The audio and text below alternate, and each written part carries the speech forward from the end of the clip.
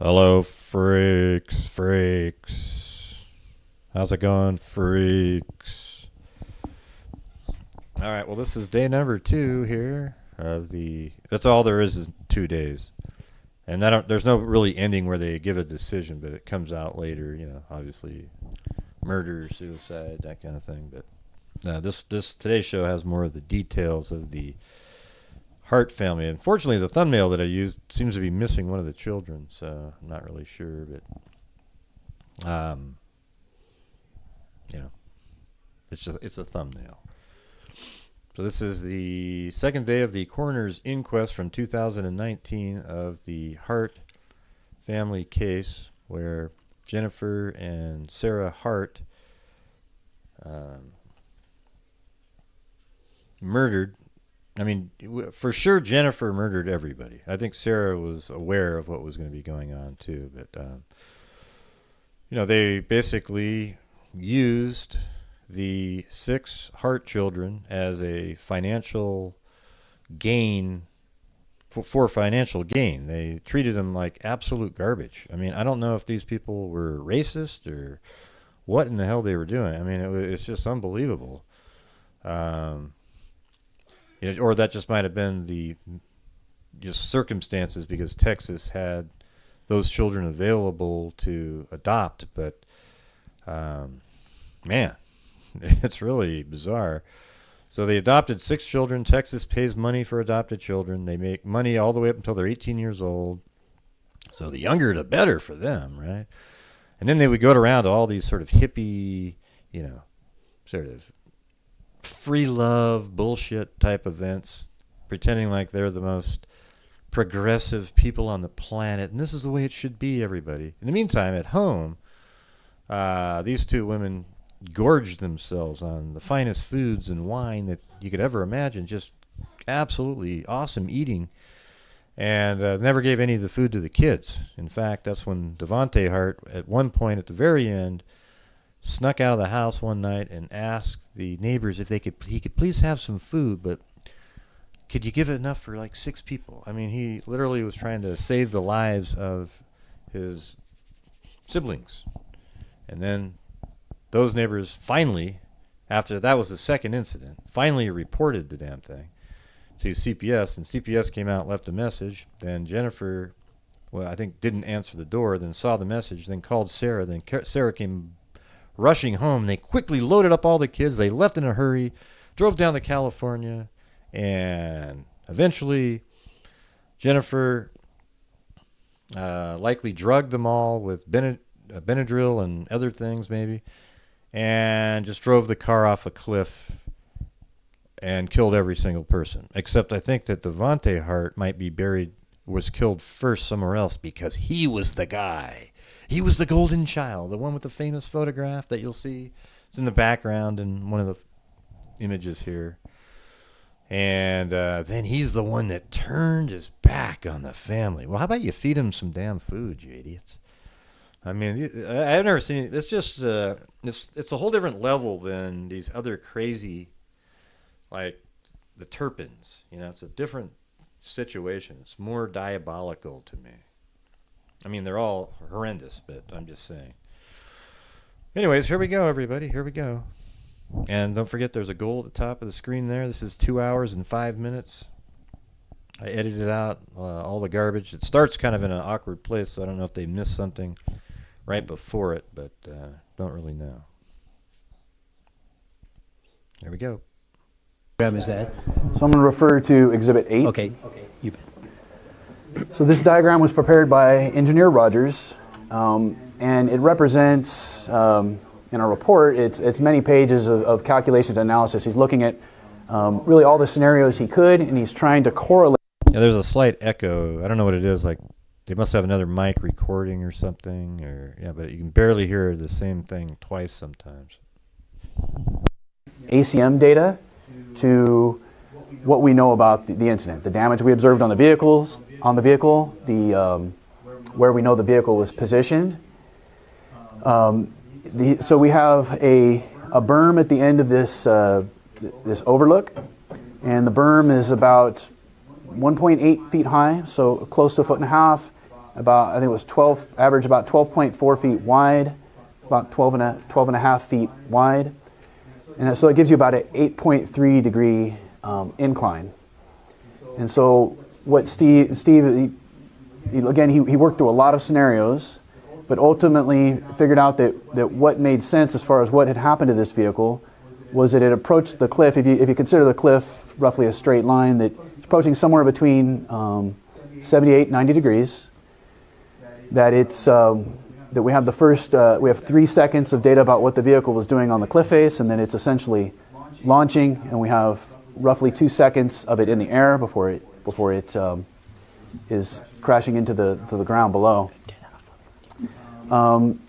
What Engineer Rogers has summarized here, he actually has this at seconds prior to launch. So when the vehicle is launching, when it's unsupported, it's airborne, that would be, in this diagram, he's calling that 0. And then, so he has 3, 2, 1, and then 0 depicted here. He has it at, initially at, I'm gonna round these numbers to make it simple, but roughly at 50 feet from the cliff edge, and then 44 feet, and 27, and then launching.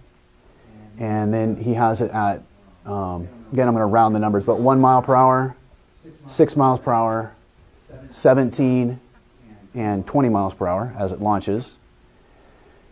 He has also notated here that we had 2 seconds of braking prior to this sequence. So 2 seconds of braking, and then the 1 mile per hour, 6 mile per hour, etc. He also has indicated throttle, so we're starting out initially at 34% throttle with no braking at that point, 67% throttle, again with no braking, and 100% throttle with, again, no braking. I see. All right. In other words, she accelerated Down, off thanks. the cliff.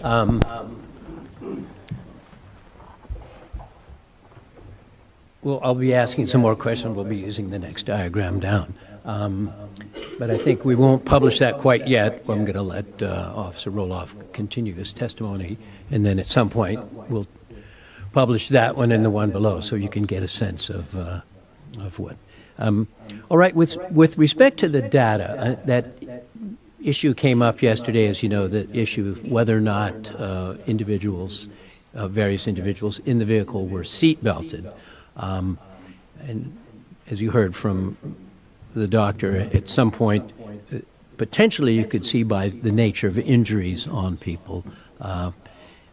What I'd like to know is from your standpoint, from the scientific standpoint of data that you captured, can you testify as to, let's say, for example, the driver herself, identified as Jennifer Hart, whether or not, from the data that you've gathered, whether or not you can opine whether she was seatbelted or not?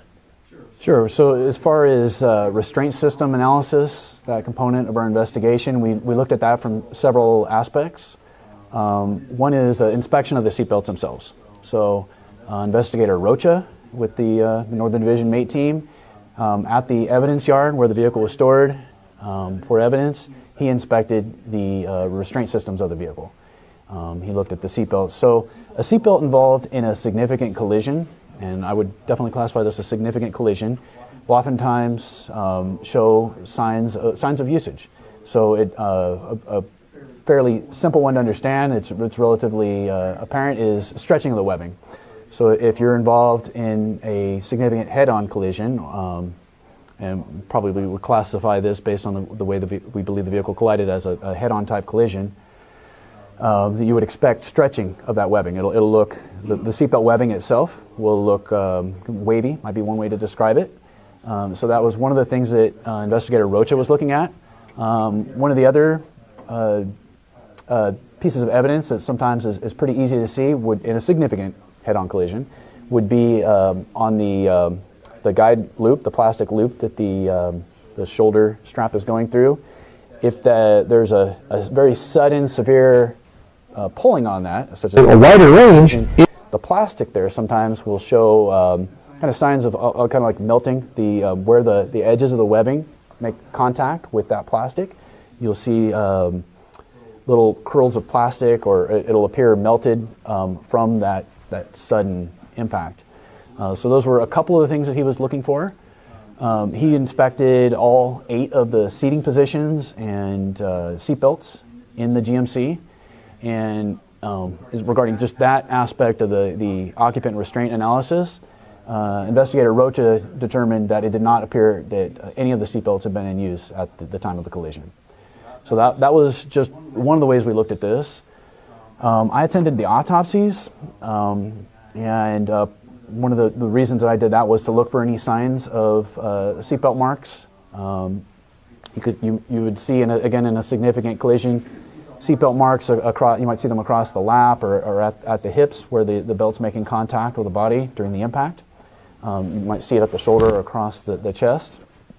And I didn't see in the autopsies that I attended any clear evidence of that marking. One case was somewhat ambiguous, and that would be in the case of the driver, Jennifer Hart.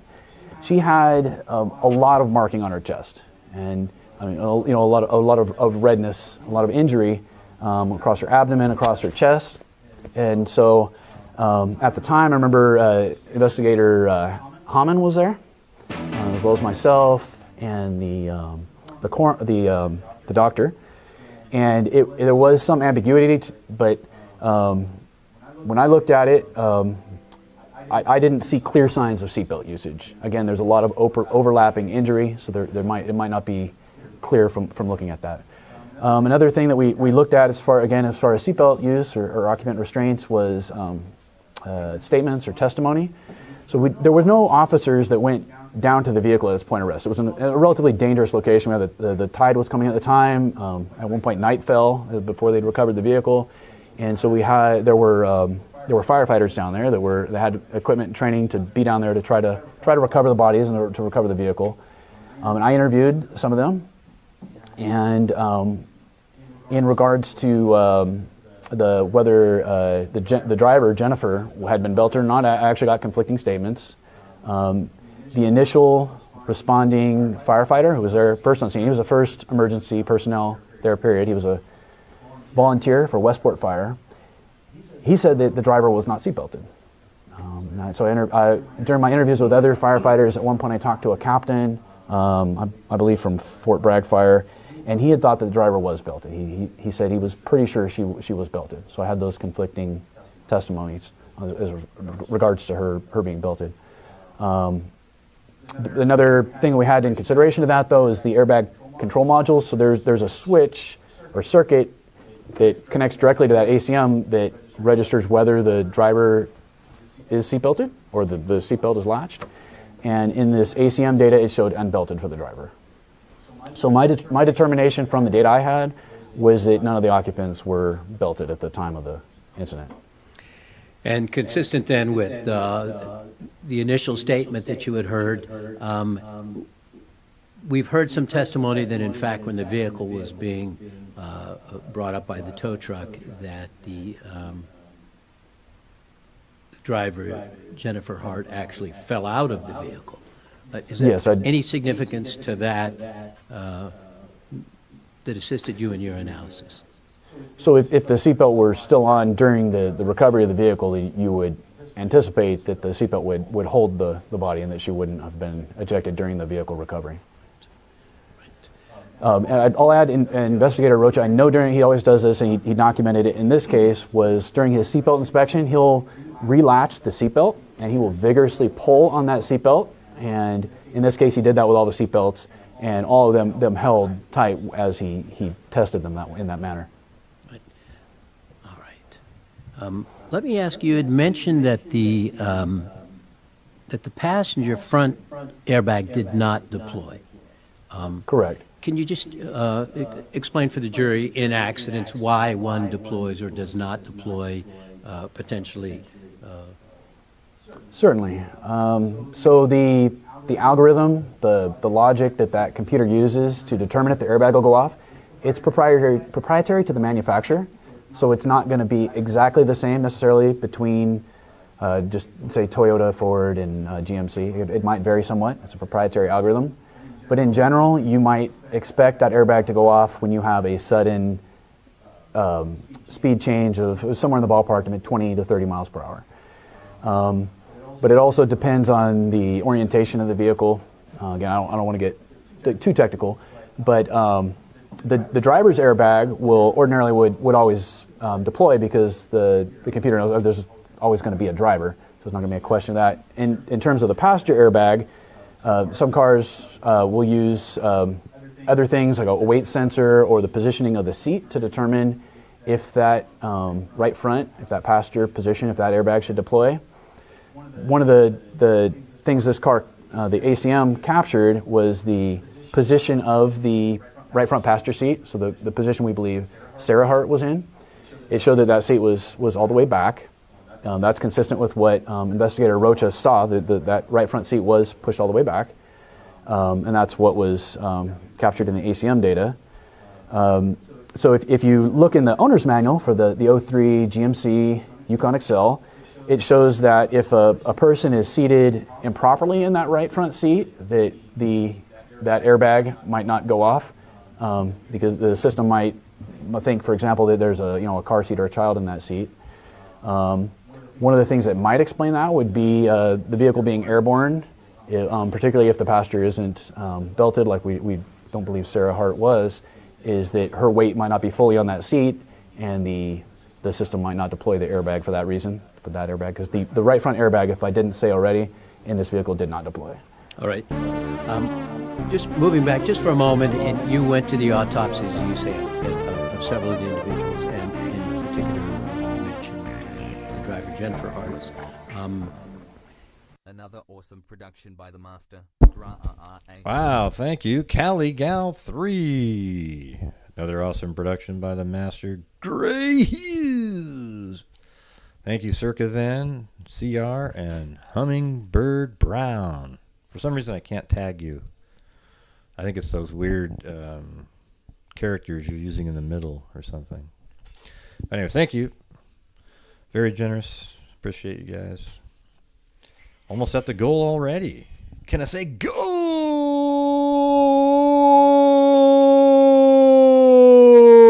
Tiempo en gol, son las 2:30.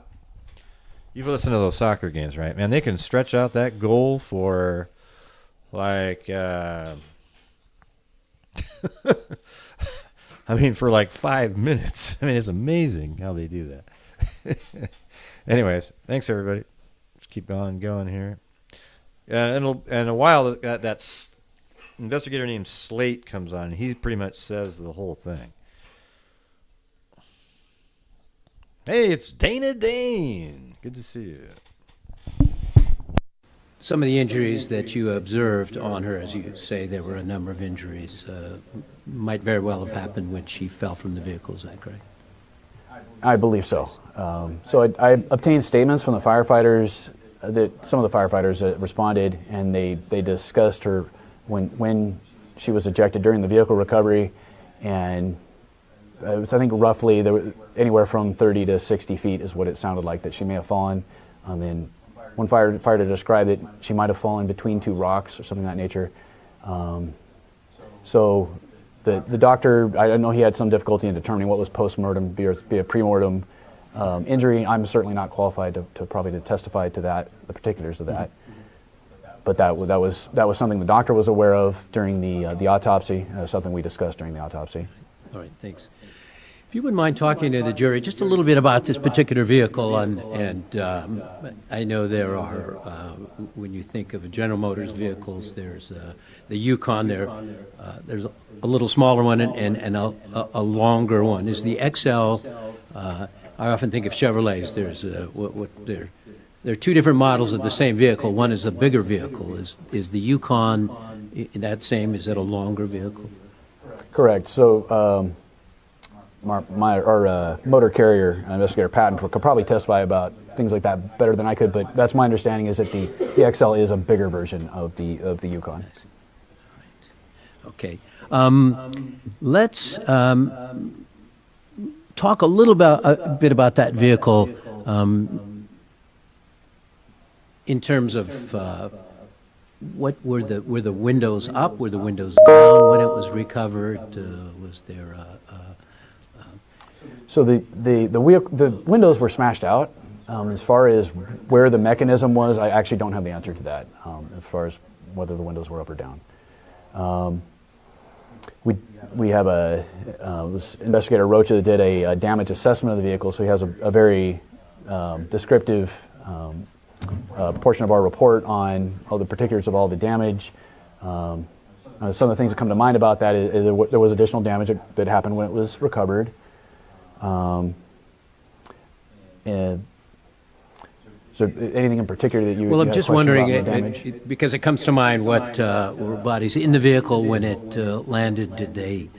When the tide came in, were the bodies floated out? So, number of issues I'm sure that the jury is interested in with respect to that. Okay. So I wanted to know about the windows. Perhaps the lift gate, was it open? Was it closed?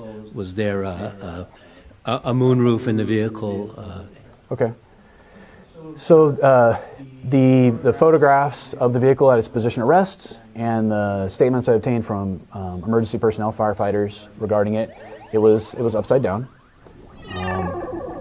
It was it's a rocky area, so it's amongst rocks, and it was described as being almost cradled by the rocks.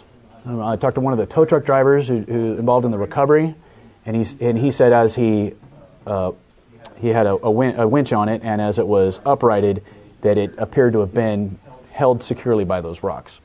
I know firefighters also described as the tide came in, that the vehicle was being shifted and jostled, and we could see evidence of that in the damage. Looking at the top of the vehicle, you could see where there were swirly marks where the vehicle had been moved.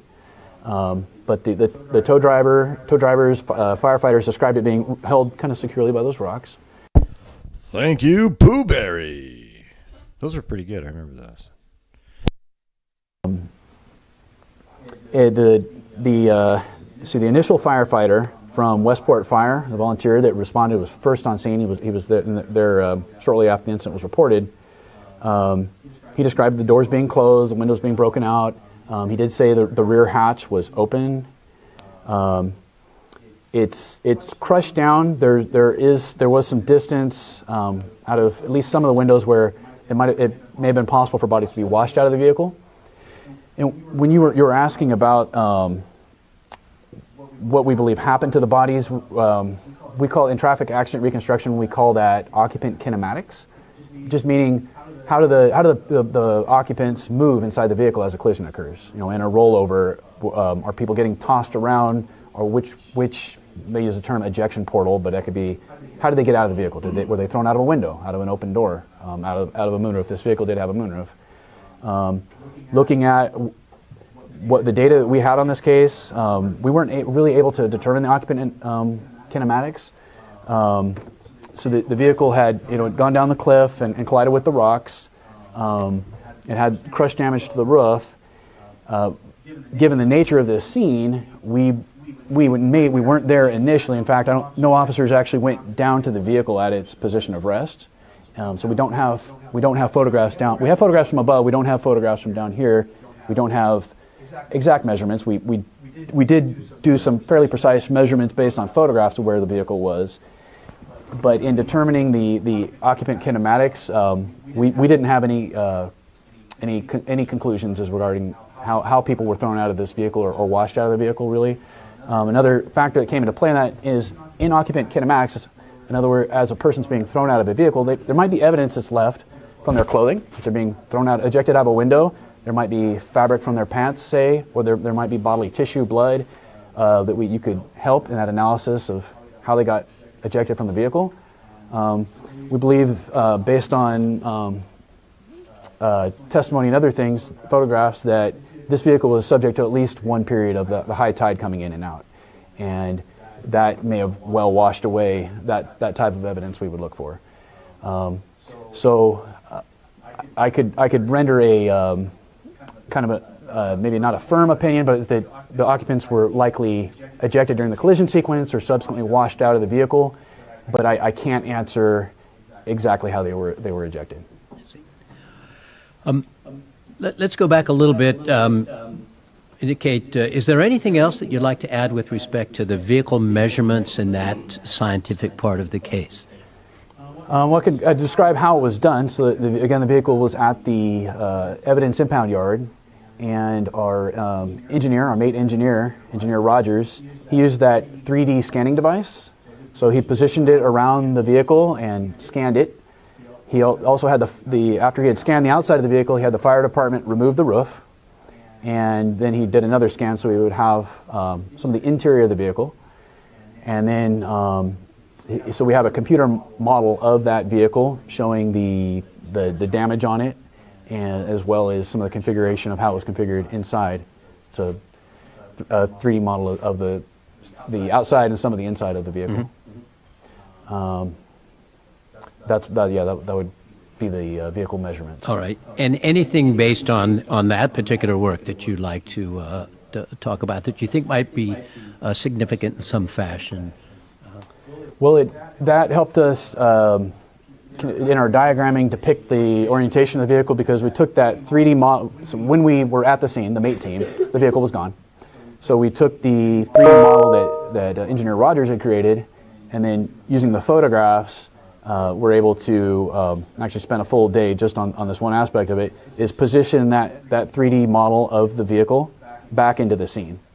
And so that's really probably the significant thing, the vehicle measurements. And we had 3D model of the vehicle back at the scene, and then that let Engineer Rogers, when he's doing calculations on what happened to the vehicle during the collision sequence, really know numbers as far as how far horizontally the vehicle traveled during the launch, how far it traveled vertically, and so that part helped with the ultimate analysis of it. All right, and we'll get into that, I think, after our break with that particular diagram. I do want to ask you, there was some testimony that Ciera, the right front passenger, remained in the vehicle when it was pulled up, and if you could let the jury know precisely where she was found from your investigation. Okay.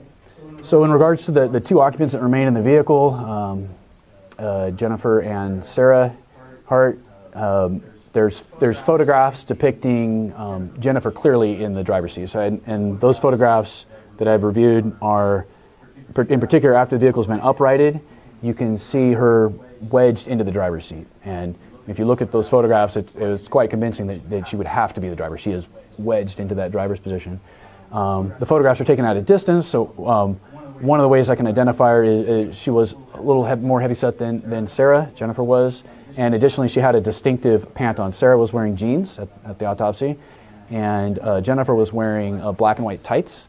And in those photographs that depict Jennifer wedged in the driver's seat, you can clearly see those black and white tights. After the vehicle was brought up to the top of the cliff, photographs were taken that depict Sarah in the vehicle, the right front passenger. And the photographs aren't very clear because they're taken prior to her being pulled out of the vehicle, but you can see Sarah's jeans. That's one way that I can tell that the person appears to be wedged or stuck in the vehicle in a kind of awkward manner, not a normal seating position when the vehicle's overturned.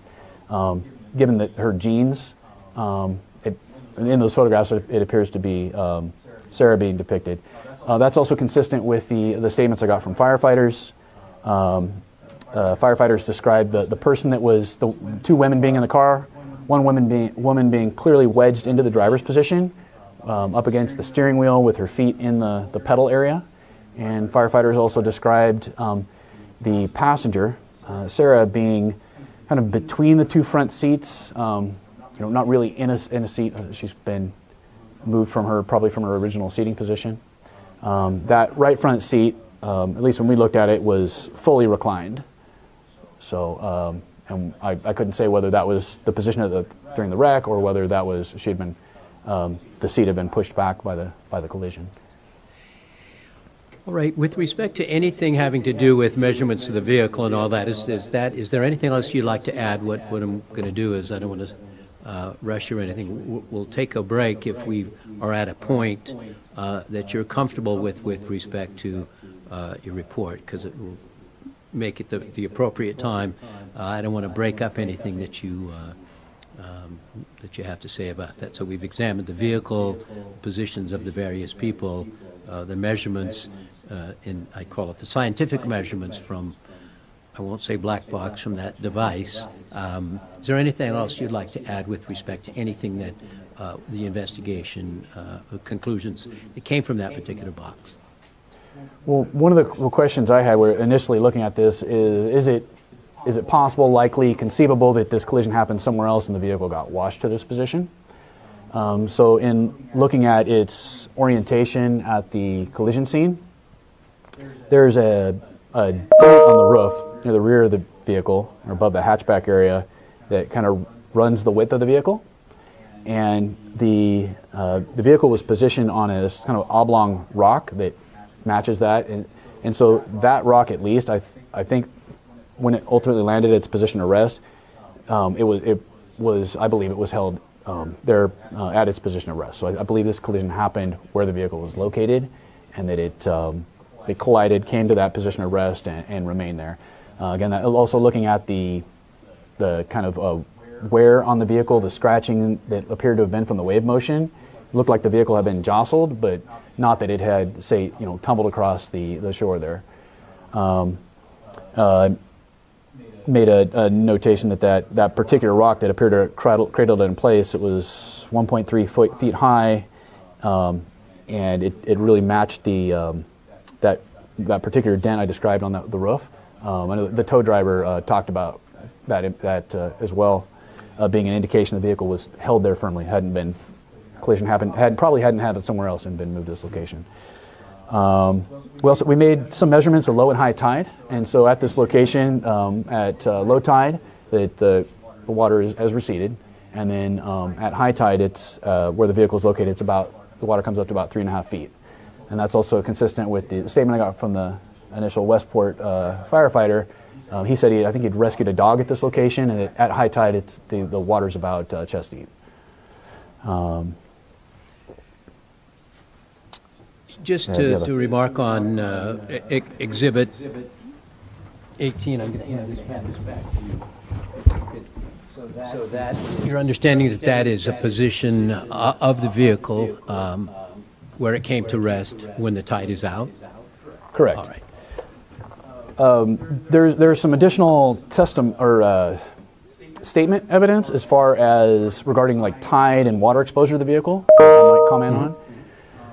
One is, so the original reporting party on this was a German tourist. One of our mate members is fluent in German and interviewed her. And she had noted that there was water visible on the vehicle, I believe in the wheel well area, but that the tide, when she was seeing it, was not near the vehicle. And so her conclusion was one of two things, that either rain had fallen on the vehicle or that the tide had come up over it and then receded. And in regard to that very same topic, speaking to the firefighters, they described there being, similar to what the German tourist reported, water in the wheel wells. And in more particular from firefighters, they saw an inch of salt evaporation line. So the firefighters, what it looked like to them is that seawater had collected in the fender liners or wheel wells, and then enough time had gone by that about an inch of water had evaporated, leaving that salt line. The firefighters as well, they felt that water and felt that it was 70 to 80 degrees, not the temperature of seawater. So again, the water's collected there, had time to warm up. And so that was a kind of additional information about the vehicle there. The firefighters mentioned that the engine was not warm. So that's one of the questions when we're trying to figure out the time frame. Is the engine still warm? And firefighters indicated definitely engine was not warm. So this had happened some time ago. All right. I think this is an appropriate time to take our break. So let's convene promptly at. We'll take a 15-minute break promptly at, what is that? 20 minutes after the hour. So we'll promptly be back in your seats at 20 minutes after. In the matter of the inquiry into the deaths of the Hart family.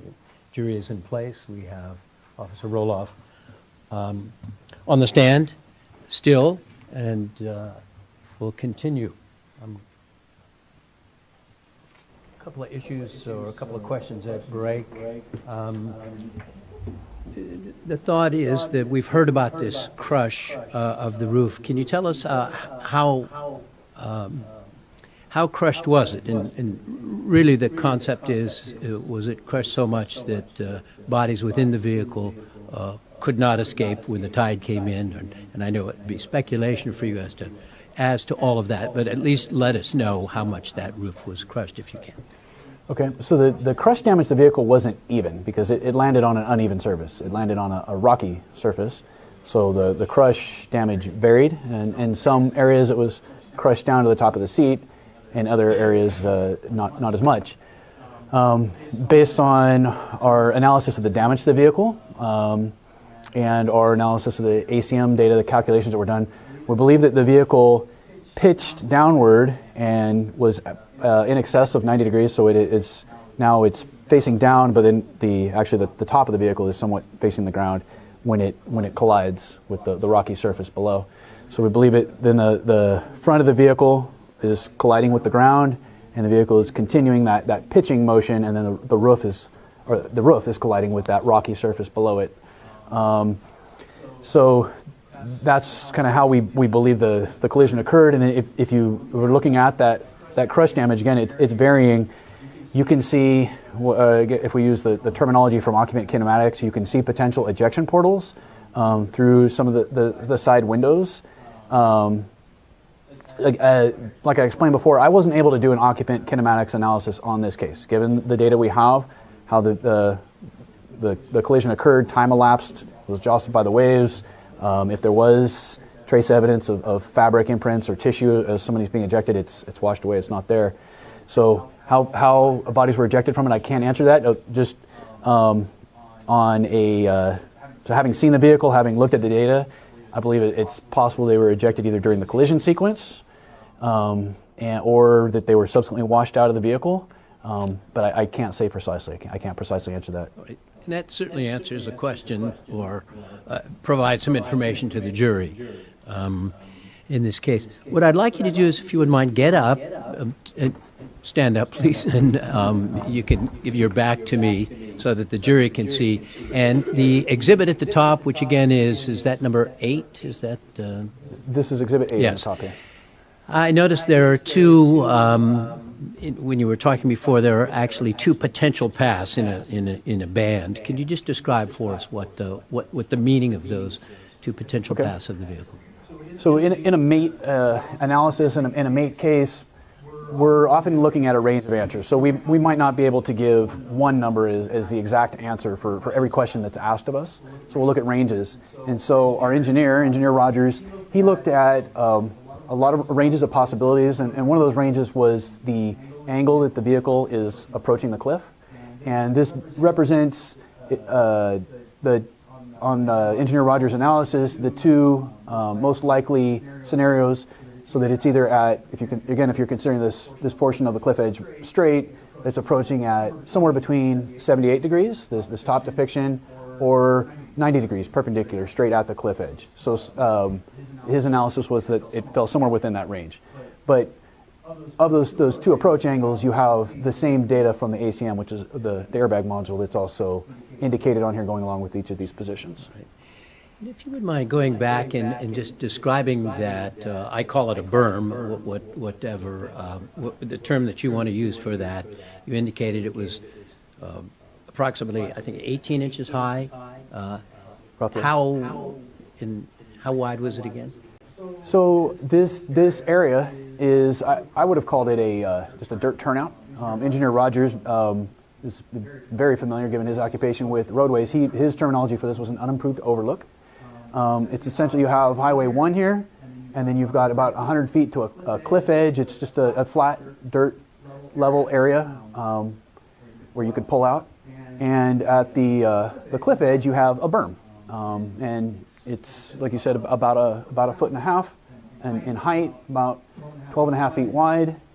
And so it gives, if you're approaching that berm at a straight-on path, it's roughly an 8.3 degree angle that you would be rising at.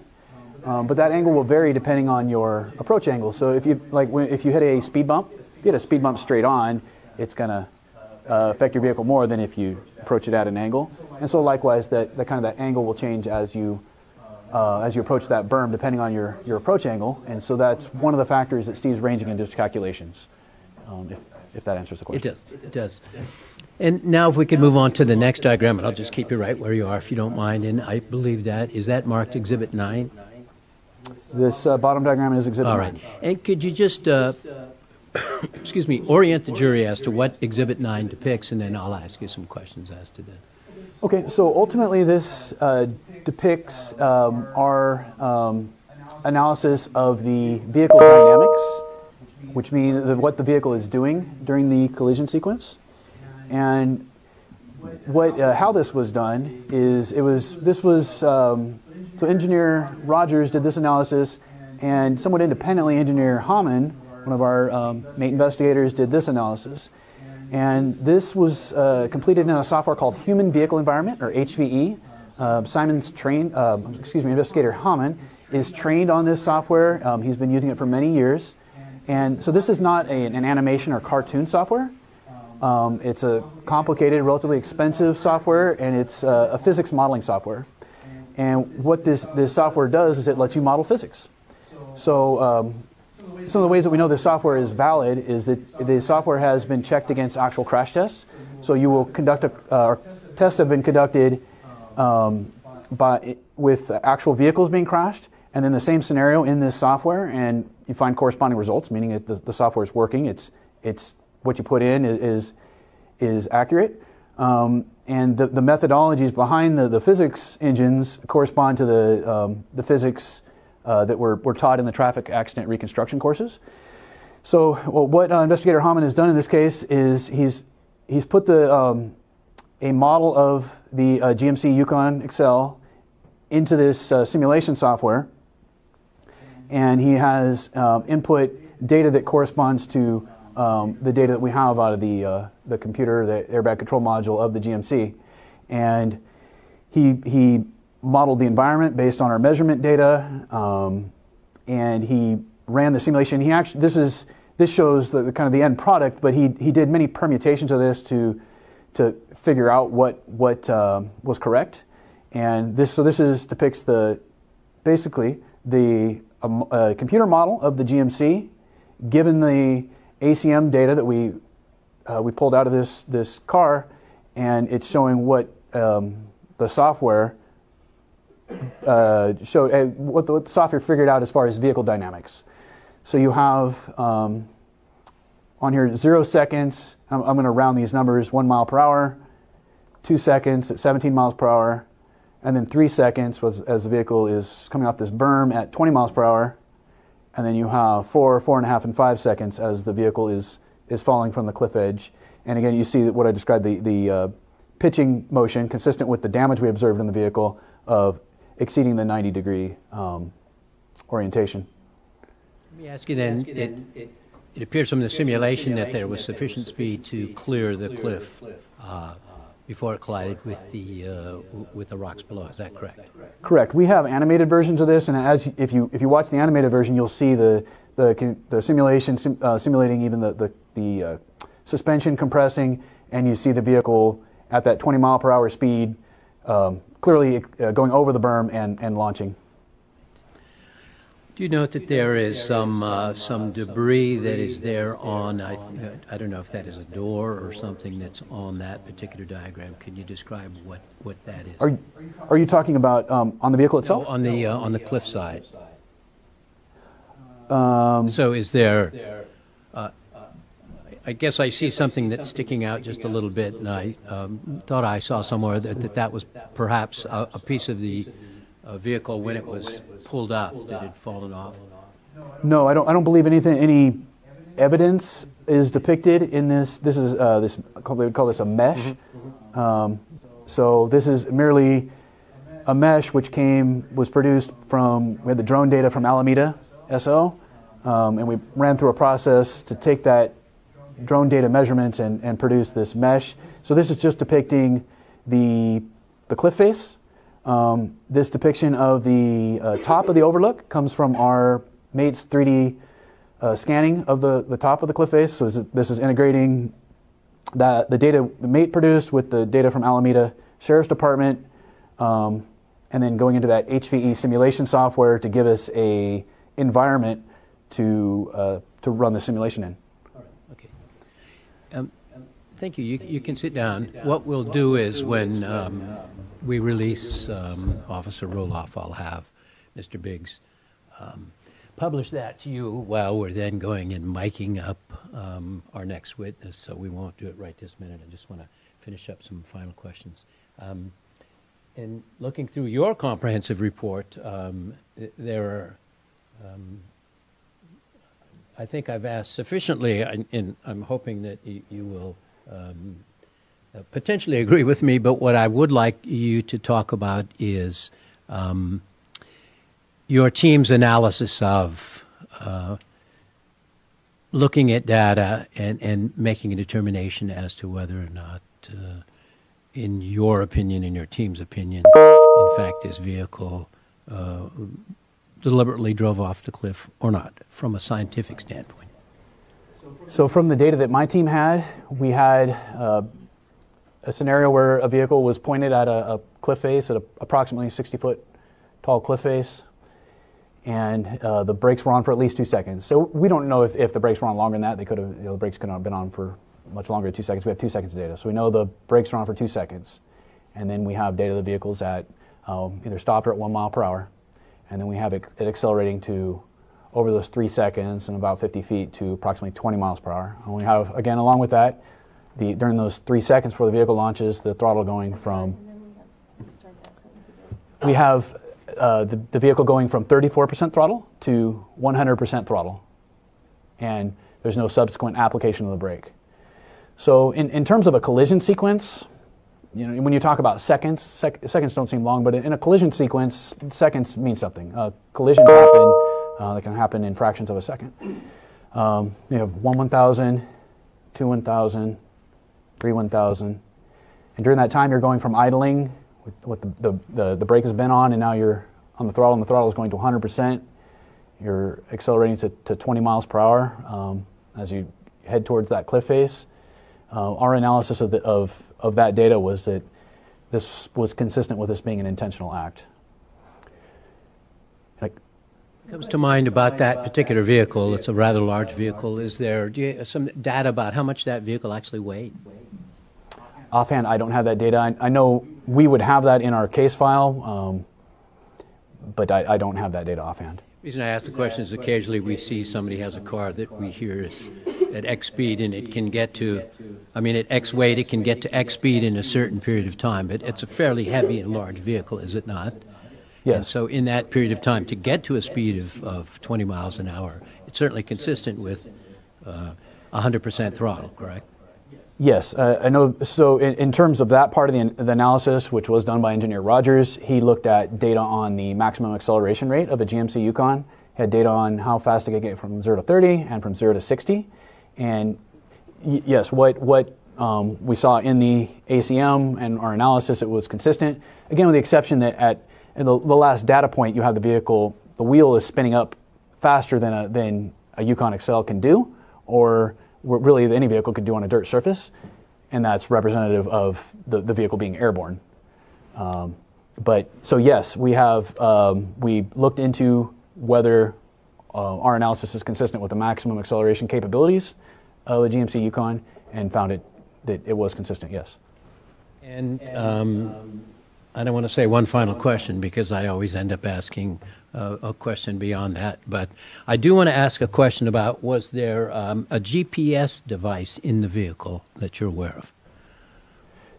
So the NATE team and myself didn't have any involvement in that. I have heard from investigator Slates that there was a GPS device recovered. I can't personally provide any information about that. I was planning on getting that, but I thought perhaps in the examination, so I appreciate that that you were aware of that. All right.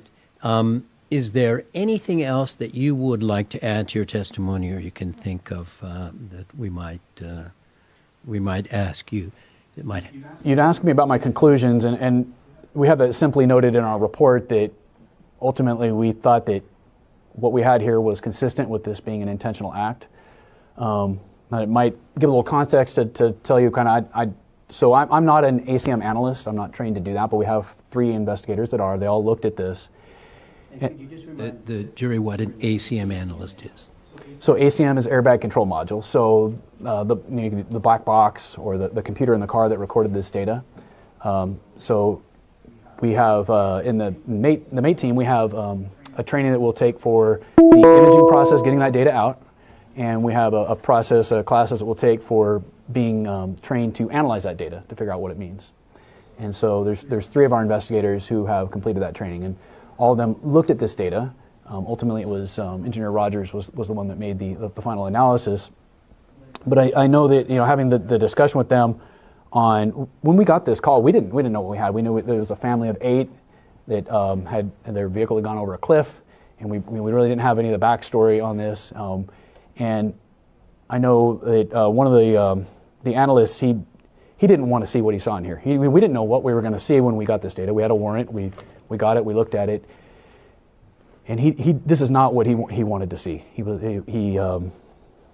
When he saw this data, because that's his job. Part of his job is looking at this type of data. Typically, he sees data that shows someone trying to avoid a collision. And given the circumstances, if we were called, the collision happened. But he sees data showing somebody who tried to avoid a crash. In this case, he saw data that suggested that a family of 8, that their vehicle had intentionally headed towards that cliff and gone over it. That's what it meant to him. And I know our mechanic had a similar feelings about this. So his job is to look at this and figure out if there was a mechanical reason for this. And I know he's had a prior case where he figured out that, in fact, there was a kind of a mechanical issue that contributed or caused a collision. And really, he had hoped to find that in this case, and he didn't find that. But so my thought on it when I came up with that conclusion that we have in our report that this was consistent with an intentional event, thinking about how carefully do you drive when you're at a cliff edge? How carefully do you drive when you have your whole family in the car? How often do you apply 100% throttle? I mean, there are times, maybe merging on the freeway, you hit 100% throttle. But if you're at a cliff edge, if you're with your family, how often do you apply 100% throttle? Do you apply 100% throttle, pulling out?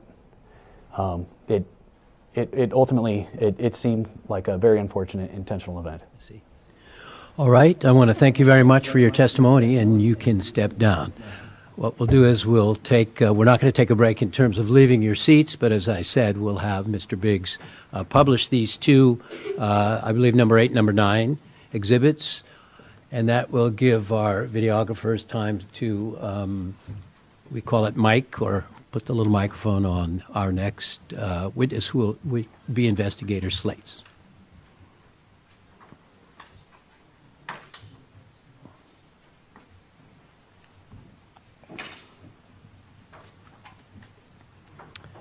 I will say that we are right on track, as I had indicated to you. In fact, probably a little early. Members of the jury will spend some time with a great deal of time with Inspector Slates, and then finish it up with our final witness. But I anticipate that will all be accomplished today.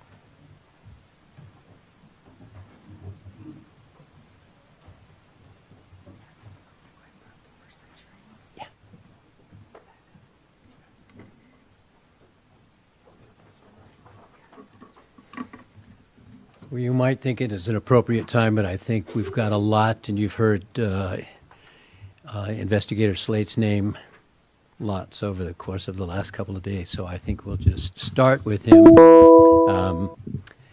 So if you raise your right hand, please, do you affirm you will tell the truth, the whole truth, and nothing but the truth?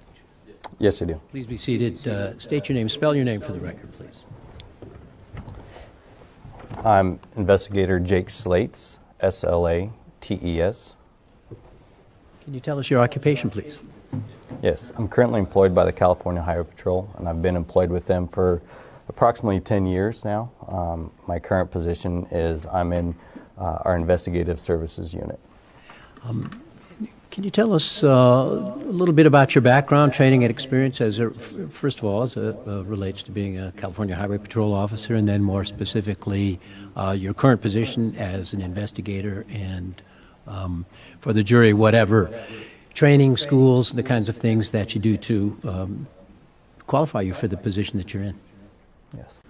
So, as I said, I've been employed for approximately 10 years, and through that, prior to that, I was at the academy for approximately 27 weeks. Once I completed our Live-In Academy, I also completed a field training time period in the Ukiah area. I'm from the Ukiah area, and I was one of the fortunate ones to come right back to Ukiah out of the academy. And so I've pretty much spent my entire career here in Ukiah. Once I completed my field training, I worked the road, as many of our officers do, taking crashes and investigations. Through our training at the academy, we learned investigations, collision investigations, general crime investigations, along with DUI investigations.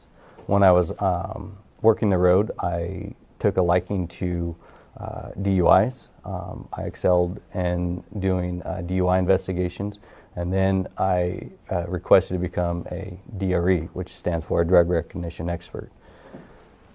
At that time, I had to qualify to become a DRE.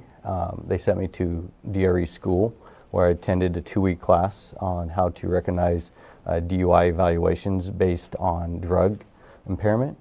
After a few years of completing multiple DUI arrests on DREs, I requested to become a DRE instructor, to where I would instruct others on how to conduct DUI investigations.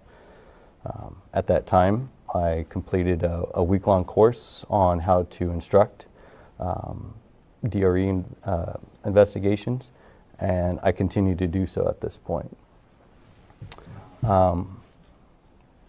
I also, while I was there, had other assigned special duties when I worked inside the office, and one of which was our SSP program, which handles all state crimes. So in that duty, they sent me to specialized training as far as interrogation and interviews, general investigation crimes, and other related investigation type trainings. So it'd be extremely exhaustive to go through all of that training, but there is a lot of training that goes into those positions. Currently in my investigative role now, they continued more advanced training, where we have more advanced interrogation and interview techniques. We also attend more advanced general investigation techniques that we use throughout the course of our career as investigators. And thank you for that. That's, as I said, I think the jury's heard your name a great deal of time, and they're looking forward to hearing from you. I noticed 3 very thick binders in front of you, and I want to assure the jury we're not going to go page by page through all of those. However, it does give you some sense of the comprehensive nature of the investigation conducted by Officer Slates in this case. What I'd like to have you initially discuss with the jury is just give kind of the parameters of your role in this investigation. In other words, when you were first contacted, what your initial assignment was, and we'll start with that. Yeah. So at the time, I was, as I mentioned, I was assigned as our state crime investigator and our felony follow-up officer in the Ukiah area. When we, on March 26th, I actually heard the call come out over the radio, but at that time we thought it was a fatal collision scene. And so it wasn't until the following day when my partner, Officer Ole Marin, who is our public information officer, advised me that he had located some information on the internet about the family involved, the Hart family. At that time, he showed me an article that was published by the Oregonian depicting this picture behind me. That's Exhibit 10? I believe it's 17. Oh, excuse me. All right, 17. Okay. Depicting Devonte Hart hugging a Portland police sergeant after a demonstration out in Portland. It's at that point in time when we realized that of the 5 fatalities that we learned of the day before, that there were still 3 missing bodies at that point. I then contacted my then Captain Carpenter and notified him that we still had outstanding subjects. And we began coordinating with Mendocino County Sheriff's Office along with other allied agencies on search and rescue to include... I'm going to interrupt you just for a moment. Would you mind speaking up just a little bit so that the court reporter and everyone can hear? We began reaching out to other allied agencies, the Mendocino County Sheriff's Office, to start coordinating search and rescue efforts. We also began coordinating with our Northern Division office on getting air resources such as our helicopters and our airplanes up, to see if they could come and assist with the location and hopefully the survival of anybody else that might have been in the vehicle at that time. This case, as the chairperson has stated, was extremely comprehensive, large case. It involved 11 different agencies from across the nation. It involved 10 departments within the California Highway Patrol, and some of those departments were the best departments that we have within our department, and they would include our investigative services department. Our computer crime lab also assisted in the determination and downloads of cell phones. We reached out to several allied agencies like the Sacramento High-Tech Crime Unit. They also assisted. The FBI, Mendocino County Sheriff's Office, Clark County Sheriff's Office. We've reached out as far as the St. Paul, Minnesota Police Department to help us in searching for tracking down a cell phone that we were actively trying to pin down, along with interviews out of Minnesota. Our case even took us up to the point of interviewing witnesses outside of Homer, Alaska. And so we had parties up there, agencies assisting in interviews. And so by no means was this a case that we took lightly. All right. Can you tell us, so as you mentioned Exhibit 17, so you initially looked into this case and determined at a fairly early stage that there was something more to it than just a fatal collision off a cliff in Mendocino County. Is that correct? That is correct. Initially, we didn't know what we had. We did know that there was, unfortunately, an incident involving a vehicle and at least 5 fatalities. In talking with the officers involved at the initial scene, he indicated to me on the day of the 27th that it appeared to him that this might not have been a collision at all, and that was Officer Covington. Due to some of the things that he noticed about the vehicle, which was the speedometer being pinned at 90 miles an hour, the lack of evidence that he located on the roadway or at the scene. He wasn't sure what he had, but he felt that I should know about it, and so that way we could conduct an investigation into what occurred that day. It was at that point when I advised Captain Carpenter of what we potentially had and requested the assistance of our Northern Division main team.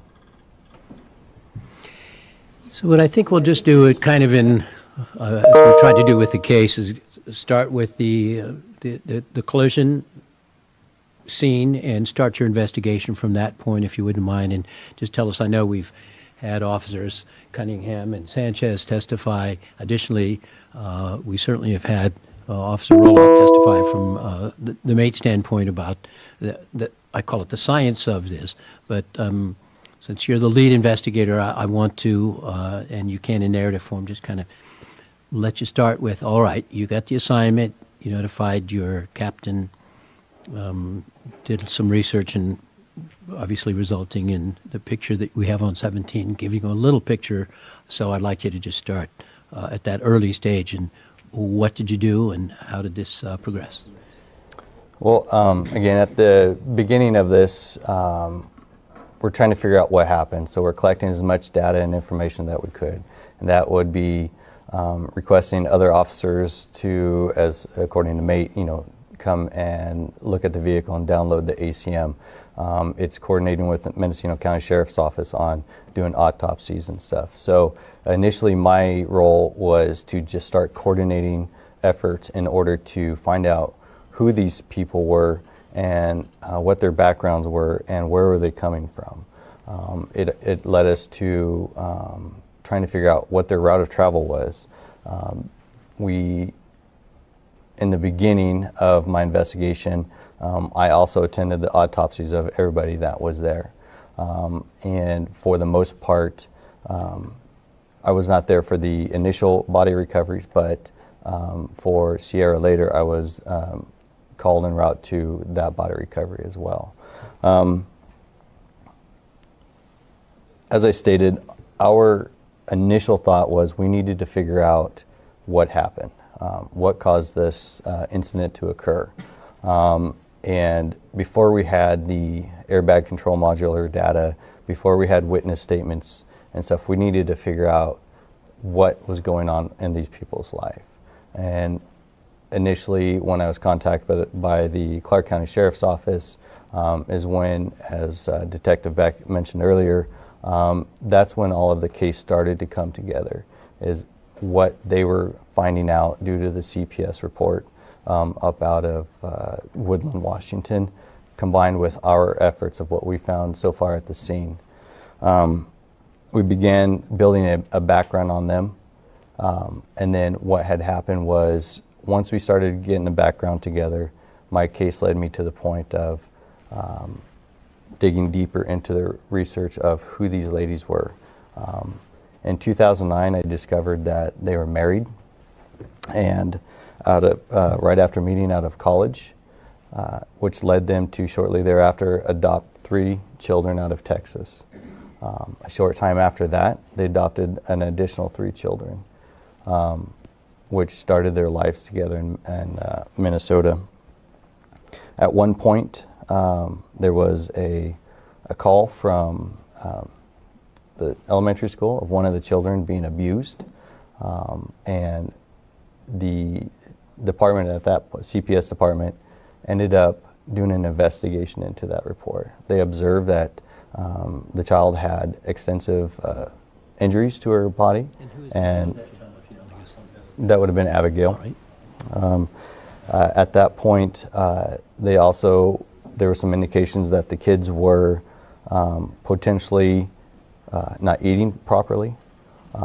When both they were well known, so we had to do a lot of research and a lot of effort into what we call in the practice vetting our witnesses to make sure that they truly knew the Harts, both the good and the bad. There were a lot of people that stated that they were friends of the Hart, but in questioning those witnesses, it was very apparent that they didn't know the Harts on a personal level. So, and not only did we do that with friends, but we also did that with family members as well. Some of the stuff might overlap because there was a time where they shifted clips and then I had to go try to find approximately the right spot. You know, I don't know if this part here might be a repetitive portion, but then it goes back in and then covers the full rest of what he was saying. Once they moved out to Oregon, they lived in a town called Westland. Okay, well, the part that we might have missed right there is that I remember it was Abigail. They thought there was abuse, and then I think there was charges against Jennifer, but then Sarah took the blame, and she was the one that got the charges because Jennifer had already had issues prior. So basically, Sarah took the blame for the abuse, even though it was Jennifer who did it, according to Abigail. 2013, the Oregon CPS unit was called due to they received a call of malnourishment and child neglect on the Harts. An extensive investigation was opened up to on the Harts regarding that. And ultimately what ended up happening was that if I can refer to my report real quick, their findings stated that they were not able to conclusively determine that the hearts what a travesty. were How could you not conclusively tell? They were completely absolutely at emaciated fault. children. They're not at fault. They had all kinds of money from all the kids to do whatever they needed to do. So the report out of Oregon stated that they were unable to determine to the means that some of the indicators that And here's why they found that way is because of the, I bet you anything, because Portland is so politically sort of centered, you know, it's like they didn't want to create issues for people that are just so representative of Portland, you know. I guarantee it. I have no doubt about it that they sort of look the other way because, oh wow, these guys are absolutely representatives of our community here. It's so great, you know. Oh, they fit perfectly. but there was insufficient data to conclude that there was a reasonable cause to believe that the children were neglected and or abused. Can you tell us the date of that particular There's no chance conclusion? Devonte's still alive. This entry was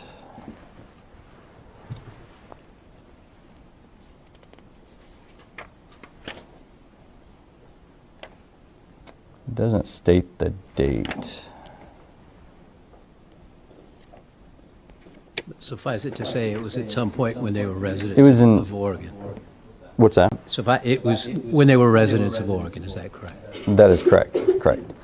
Let me ask you a question that comes Yes. to mind. During your investigation, did you find any evidence that Child Protective Services in either Texas or Minnesota or Oregon or Washington communicated among those various agencies, communicated about this particular or any kind of reports about the Hart children? Yes. As I stated, the Oregon CPS unit, they actually did a very extensive research into this. They contacted the Minnesota Child Protective Services and did a thorough investigation background on what had happened there. That report did detail quite a bit of what the allegations were and what the evidence was located out in Minnesota. They did go on to, in this report, state that the children, after being seen by a medical examiner, it states that the children were medically evaluated and no concerns were noted by the doctor, despite all 6 children falling below the growth charts. It continues on to say, though the medical doctor did not have a baseline to use as a reference.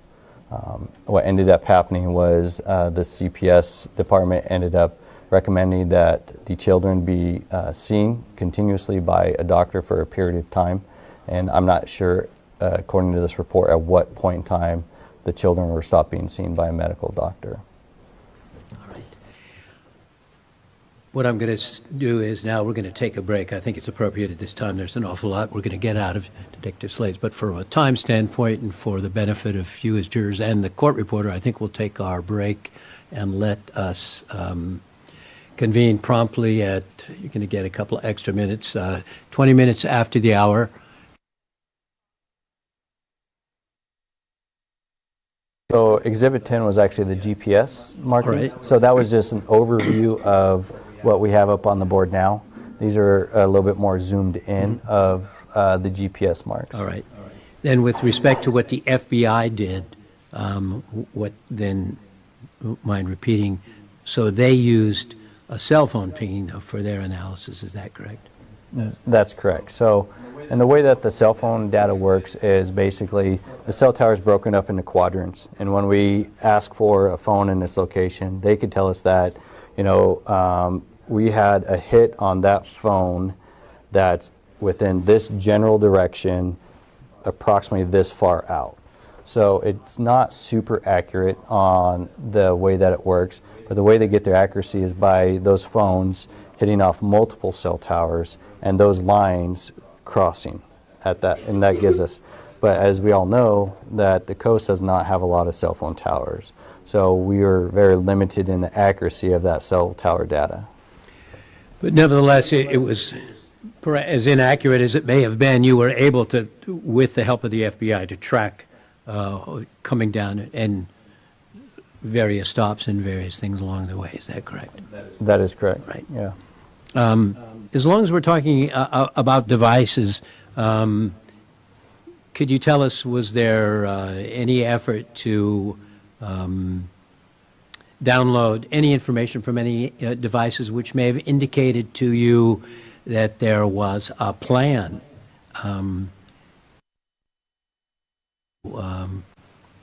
take their own lives or do something such as that?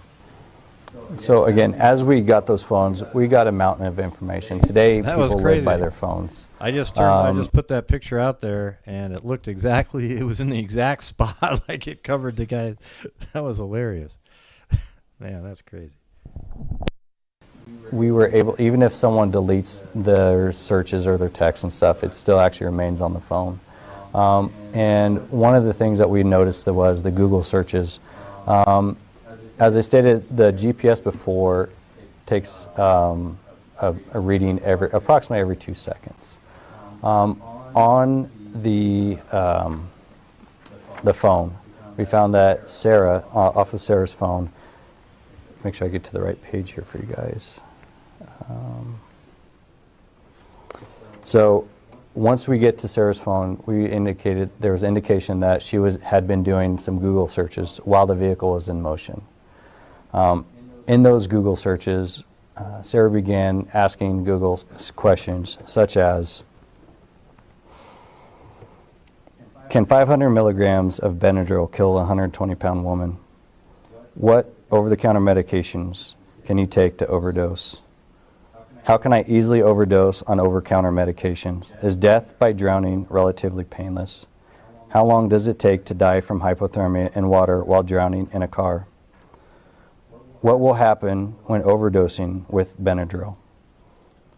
One of the last searches that she did on her phone was while they're traveling through Oregon, and it was a search that she entered in and requesting Google to identify no-kill shelters for dogs. All right. And when, with respect to, you were mentioning that those searches were done while the Hart vehicle was traveling south towards California. Some of the searches were done while it was stopped, and some of the searches were done while the vehicle was moving. I guess to clarify, but they were done after the family had left the home in Washington. So at some point along the line, those searches were done on the way down to California. Is that correct? That is correct. It was actually on March 24th is when it started, right around midnight. All right. All right. Tell me about the no kills shelters for dogs. So, was there evidence that they own dogs? I believe there was evidence that they own dogs. Everybody that we talked to stated that they usually had dogs with them when they traveled. All right. And so there's research, but your investigation with respect to dogs, did you recover any dogs, see any dogs? No, as soon as I found out that that was part of the Google search, I began attempting to locate, animal shelters and stuff. And this is prior to us having the GPS locations. So nobody in Oregon was able to identify any such animals that were just randomly dropped off. It wasn't until we got the GPS location that there was no marks of them, or no indication of them actually stopping by any sort of animal shelter. Obviously, we have locations where they stopped, but for the most part, we don't know if any animals were picked up at any of those locations. And your investigation with respect to, say, interviewing friends, family members, neighbors, or anything, anything indicate that they had given up the dogs to anyone or done anything with those dogs? No. In fact, talking with other witnesses, it sounded like some of the friends and coworkers knew that they had dogs and they were looking for the dogs. When the Clark County Sheriff's Office did a search warrant on the place, they did not find the dogs there either. All right. Did you at any time participate in a search of the home in Washington? No, I did not. All right. What I'd like you to do is I see in your report, if you wouldn't mind talking about some of the observations that were made in, and I know we had Detective Beck, but the observations of the residents, and it appears there were several entries where it didn't appear that children even occupied them. Are you familiar with that? Just through looking through some of the photos that they took an extensive amount of photos as they conducted their search warrant up there. Clark County. Yes, correct. Clark County. And just searching through the photos, the hundreds and hundreds of photos that they took, the house was very neat and orderly. It appeared that they had just recently remodeled. There were rooms that were done, but the rooms were blank, meaning like there's nothing really to indicate that these rooms were kids' rooms. There's some beds in there and stuff, but or like even like a futon style bed. But for the most part, the only room that I recall being decorated was Sarah and Jennifer's room. All right. But to that, I will add, though, they did have what appeared to be like a school room, kind of as a split-level home. So they had like a little library and stuff where they had school books and stuff for the kid to do. But that was all contained in a small little study.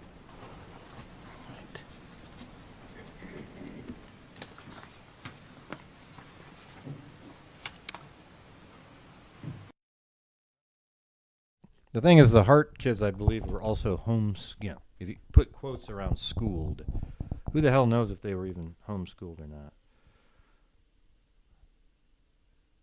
not? So the thing is that's what a lot of these abusive. See, homeschooling is fine, right? But the problem with homeschooling is that there are people out there that are abusing their kids, and they pretend that they're homeschooling so that people at school don't see and report. And I guarantee it, after that, what happened at school, I think it was Minnesota, I think they said, that's when they probably went and started doing homeschooling. Oh, we can't let these kids go to school. They'll report us again, so we've got to do homeschooling. So that's what happened there. And it's just, I think if there's homeschooling, I think there's got to be some sort of check up. Once a month you pay $50 to somebody to come in and check in with the students, the kids, see how they're doing, talk to them individually, and that's it. It's got to be something where there's some contact with the outside world of the kids, because there's too many of these types of cases. There's way more that are great cases where their kids are taught well at home and whatnot, but it's got to be some sort of check-in. Maybe. I don't know. I don't know if I've really thought through it totally, but it just feels like some of these kids, if they had the opportunity to say something, they would have.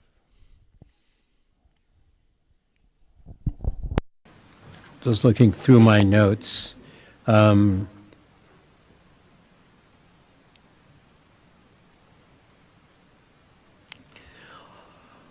right, you have, I'm seeing 3 binders, and there's quite a lot of information. We've covered a lot. I think that's kind of important in this case to assist you. Is there more that you'd like to add here? I'm looking at my notes, and I'll kind of leave it to you. There's some things that, but what I'd like to know is there are certain things of significance that you think the jury should know and understand, because ultimately I'm going to ask you to give an opinion based on the totality of your investigation, and I want to ensure that whatever evidence you're going to use for your opinion as to the totality, we'll talk to the jury about ahead of time. I will just say that a lot of the suspected child abuse that we were talking about earlier were coming from officials. Some of that was actually observed from friends of the family. Some of these friends actually indicated that at one point there was a long-term relationship between the family.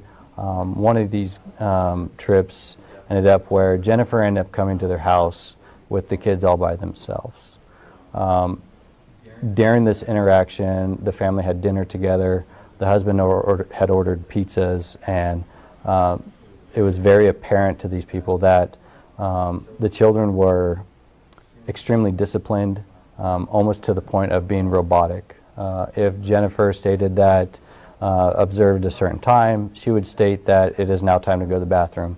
All the kids would stand up, go stand in an orderly line, and wait their turn to go to the bathroom. Another incident was when it was time to go to bed. She would order the kids to stand up, they'd go get ready for bed, and all single file walk into their bedroom. Another incident with the same family was that there was the leftover pizza it was observed the next morning that this pizza had been eaten sometime through the night. And at that point in time, it was observed that Jennifer had pulled Jeremiah to the side and taken him to the bathroom. We don't know what was said in the bathroom at that point, but when they came out, she ordered him to go lay face down on the floor for the rest of the day without food. There has been other documentations through the CPS reports that they would make the kids lay down on the floor in a timeout type manner. So this is, to me, appears to be a pattern that seems to be reappearing with the Harts. All right, there's some other issues that I want to talk about, but I want to next move into some of the diagrams we have. And if you would start with the first one on the left, you can stand up and so that you face the jury with your back to me and describe, first of all, identify that exhibit, please, for us by number, just for the record. Yeah, so I'm looking at Exhibit 11, and we see on here that on Exhibit 11,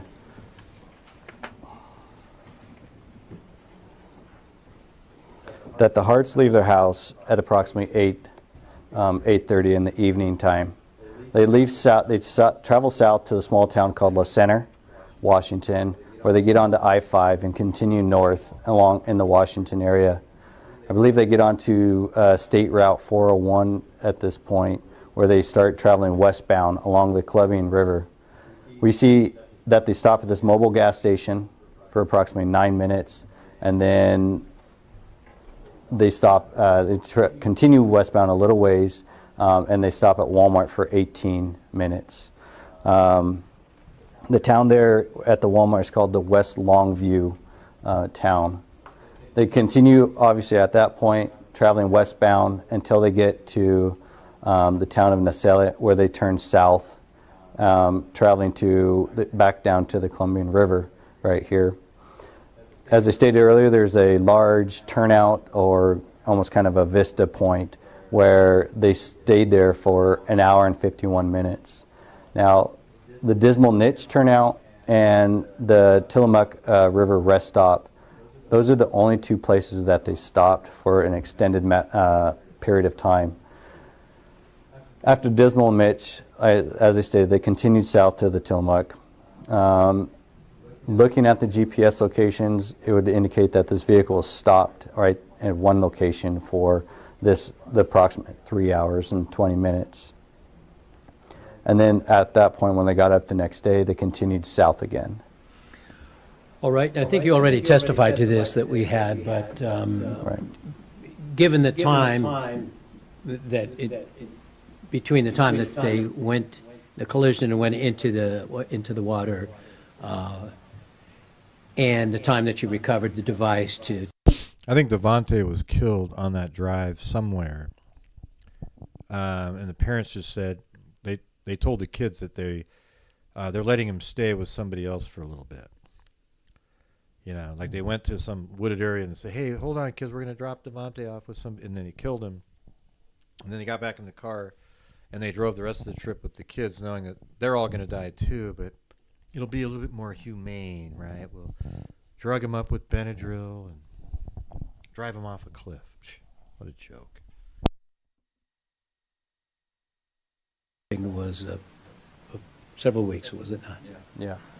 One for the data? Yes.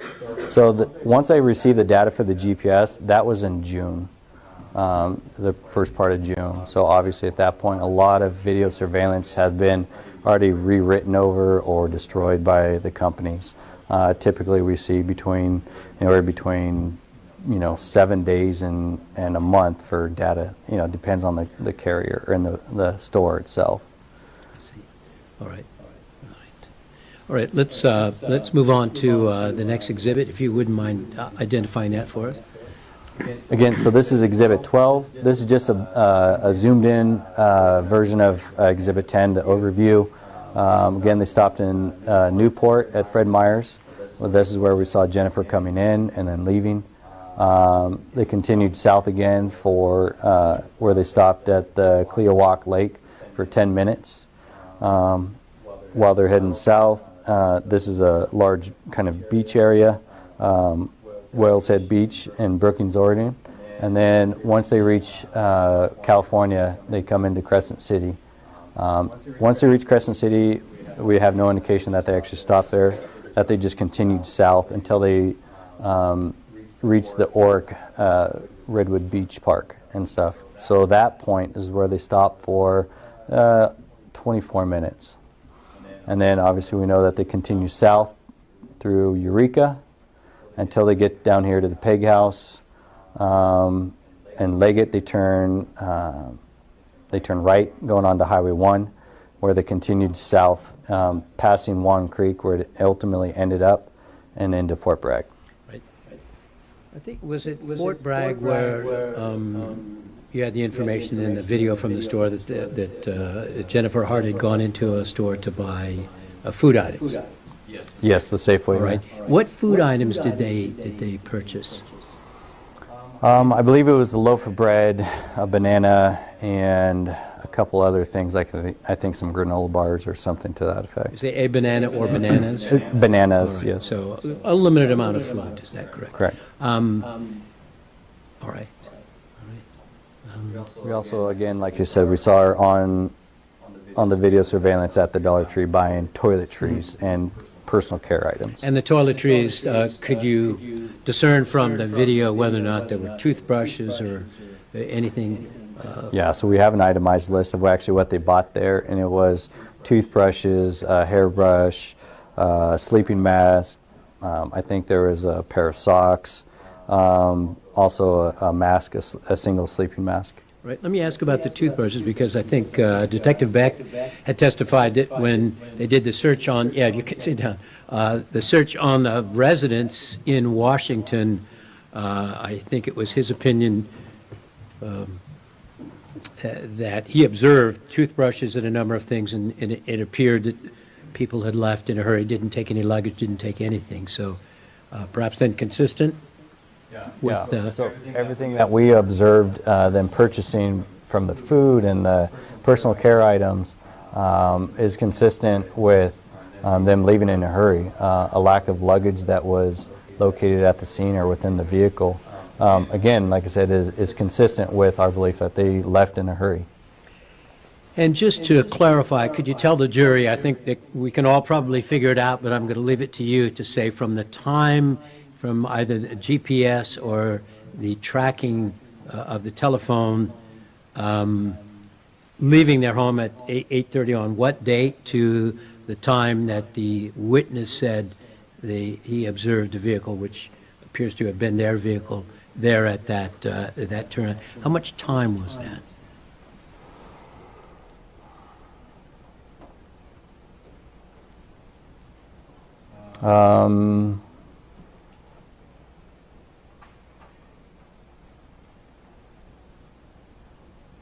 About 54 hours from the time when they left to the time that we believe that they committed this act. So, if my math is right in my head. So it doesn't appear that toothbrushes were purchased anywhere else along the line other than the Dollar Tree store in Correct. all right, or any other it's- toiletries that you could. Right, and again, like we said, it's 54 hours, and when they took off, it's ultimately my belief that when the Harts left their home, I don't think they knew what they were going to do at that point. I do think that they know CPS was there. I do know that in interviewing witnesses, one of the final questions I would ask all my witnesses would be, based on the fact and how well you know Sarah and Jennifer Hart, would this be an act that they could do? Would they be the type of people that would say, if I can't have my children, nobody can have my children? And most of the witnesses either stated, yes, Jennifer would say that, or yes, that would be a decision that either both of them would make. Let me ask, is there any way that you could link, or did you try to link the Google search info with the location along the route? Is there any way to have done that? Well, I'll ask it a better way. Not any way to have done that. Is that something that was done? So the Google searches, based on the time and date that the searches were done, I was able to correlate that with the GPS times and dates that we received.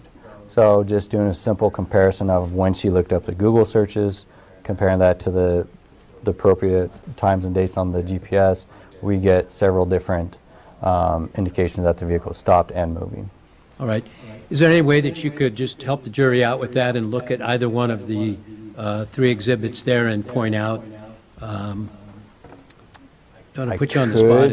It's going to have to, it'll take a while to dig up that information out of the binders right. and correlate it. But Well, can you narrow it to the point that it's in Washington, it's in Oregon, it's in California? I can. So Sarah began doing the searches at approximately 12:30 at night on the 24th. So that would have been, I believe, so at 12:30 at night, if I remember correctly, that's going to put them right near the Washington, Oregon border, somewhere in that area, without digging through the notes. Okay. It continued for a few hours until actually quite a few hours, until about 6:30 on the 24th, 6:30 p.m. on the 24th. So throughout the day she was Google searching these things, which would have put her the Oregon, California area. And it also should be noted that after each one of these searches, they were all ultimately deleted by her off the phone. So she would search it and then delete it. Just getting back a little bit to what you testified earlier in saying that there was appeared to be a history from examination of financial records that they regularly used credit cards, correct? Correct. But in their travels down the coast, there was, your understanding, no use of a credit card anywhere along the way. Is that correct? That's correct. Tell us a little bit then about that Safeway club card that was recovered at the scene of the incident there in Mendocino County. Yeah, so I can't recall who recovered it. I don't know if it was Mendocino County Sheriff's that recovered it the day of the accident, once the vehicle was recovered, or if it was CHP. But a law enforcement officer recovered that stuff. And then you used that card that was recovered to then do a search and determine that that card, in fact, was, is that correct, was used? It was, the card was used for a search. It was done by, I believe it was Detective Mitchum out of Clark County. Okay. And is that then how you determined to contact Safeway and observe the video? Actually, the Clark County Sheriff's Office Detective Unit, they were the ones that contacted Safeway and were able to obtain that video footage for us. I see. Yeah, So all part of that collaborative effort in this investigation. All right. it is. But I think we'll just take a minute and have Mr. Biggs publish these three. We'll take, that'll be about 5 minutes of time. And I want to look over my notes. We might take an early break. I think that's important because I want to go over my notes and ensure that everything that is of significance for you as jurors related to your task of finding what modes or manner as to all 8 people, we want to make sure we get all of that in. So I think this is an appropriate time. Let's publish that, and then we'll take our first afternoon break, and we'll go over some notes and see where we're at. We're going to spend a short little bit of time, and then we'll be finished with investigator slates. There are a couple of questions, and jurors always have questions, and I always allow that if there are questions. And I have a couple of notes, and I think it's pertinent, so I'm going to read one of them. How many toothbrushes were purchased at the Dollar Tree store? And over the break, I talked with Investigator Slates about that, and in his report, he found that, so I'm going to let him testify to that. Yeah, so Investigator Unsinger was able to go to the Dollar General and receive a receipt, an itemized receipt of what they got. In that receipt, it shows that they purchased a shower comb, some pretzels, 2 4-packs of toothbrushes, so 8 total, another hairbrush, 2 boxes of tampons, kids' athletic socks, some forks, washcloth, deodorant, some wipes, kids' toothpaste, and an animal print eye mask, and some other deodorant. I noticed something in the reports that you were indicated that they only purchased one kind of a mask. I think your investigation indicated that they always wore masks. Is there something such as that? Yes, some of the family members and friends stated that whenever they'd come over and spend the night and stuff, the kids would always have an eye mask with them. And I believe, in talking with Detective Beck, that they had located eye masks still at the house. So forgive me for my ignorance, are eye masks that go over the eyes for sleeping purposes? Correct. But the indication was at the Dollar Tree store that only one of those eye masks was purchased. Is that correct? That is correct. Okay. We have another question, where is Devonte? And that's certainly the question that everyone would like to hear. Based on your investigation, the body or the whereabouts of, from your perspective, never recovered. Is that correct? That is correct. Unfortunately, that is a question we continue to ask ourselves, is where is Devonte? At least with Hannah, we have found some remains based on the totality surrounding that foot that we located. We believe, along with the courts, believe that Hannah is deceased at this point. Also, given the circumstances that we have interviewed in this case, the witnesses, the fact that the Harts would never leave their children alone with anybody except the other wife, that it's our opinion that Devonte is also deceased, and the courts agreed with us recently on that. And I'll tell you, we'll get a little more information from Lieutenant Barney on that legal process with respect to Devonte and Hannah. All right, with respect to the testimony and what we've looked over the notes and all, what I'd like you to do at this point is kind of tie up a little bit of a timeline. I know we've heard it, but I think it's important that we get a timeline from this witness and his investigation. And I'd like you to give us a little walk through from the time that the CPS worker in Washington was heading out to contact the adult Harts and went to a neighbor house initially because they didn't know where the Harts lived.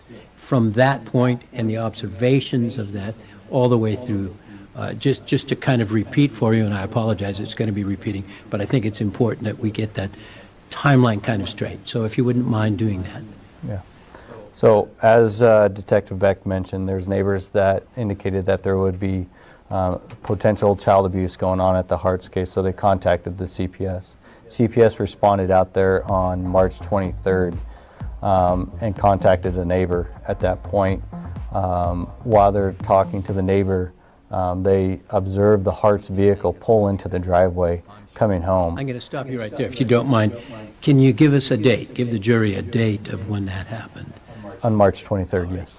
So on March 23rd, they came home. The CPS worker then went over to their house at approximately 5:30 in the afternoon, knocking several times on the front door, and then walking to the back and knocking again. With no answer, knowing that they're home and that there was no answer, the CPS worker then left their business card for them to be reached out to. She left the house at that point. Approximately 5 minutes later, Jennifer called Sarah while Sarah was at work. And again, we see Sarah leaving the store on her cell phone at approximately 5:35 that evening. At some point in time, Sarah gets home, and the decision is made between Jennifer and Sarah to leave. They leave the house at approximately 8:30 that evening, and they continue along the routes that we discussed earlier down to south on the I-5, then back north again along the Columbian River, ultimately stopping at Dismal Niche for some time. Then they continued south, and where they stopped again for approximately a little over 3 hours, and then continuing through the 24th. While during the night, we know that Sarah's phone was, through the 24th, the day of the 24th, Sarah's phone repeatedly was searching multiple questions regarding suicide, death by hypothermia, drug overdosing, and ultimately how to save their dogs. They continued south at that point, arriving into Fort Bragg on the 24th at approximately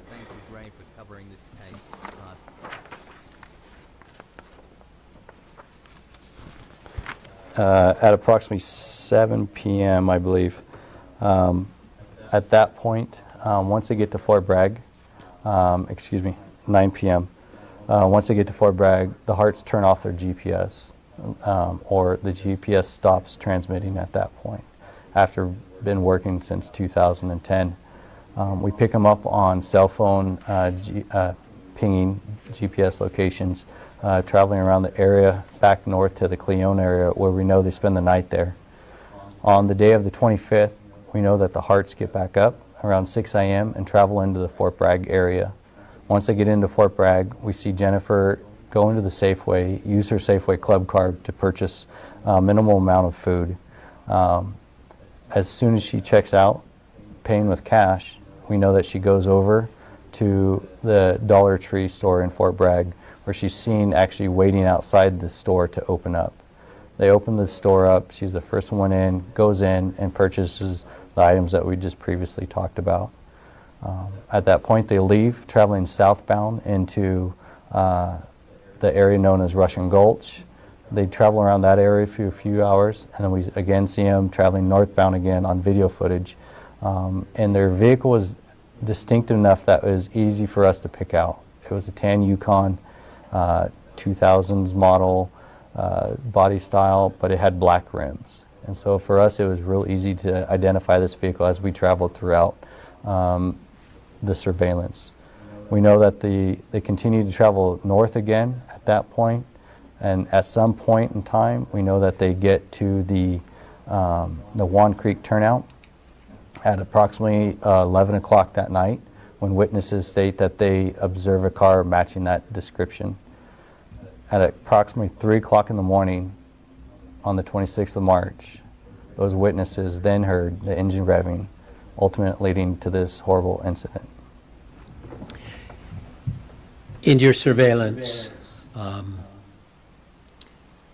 was there any indication, any ability with the surveillance that you've talked about in spotting the vehicle at various places that you were able to count the number of individuals in the vehicle?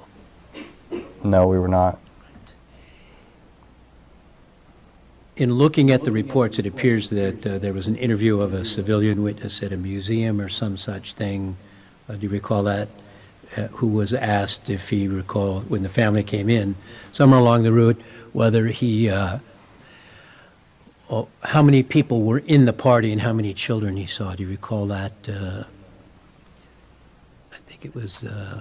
I recall an incident about a museum, but if I remember correctly, it was ruled out as the party not involved. I see.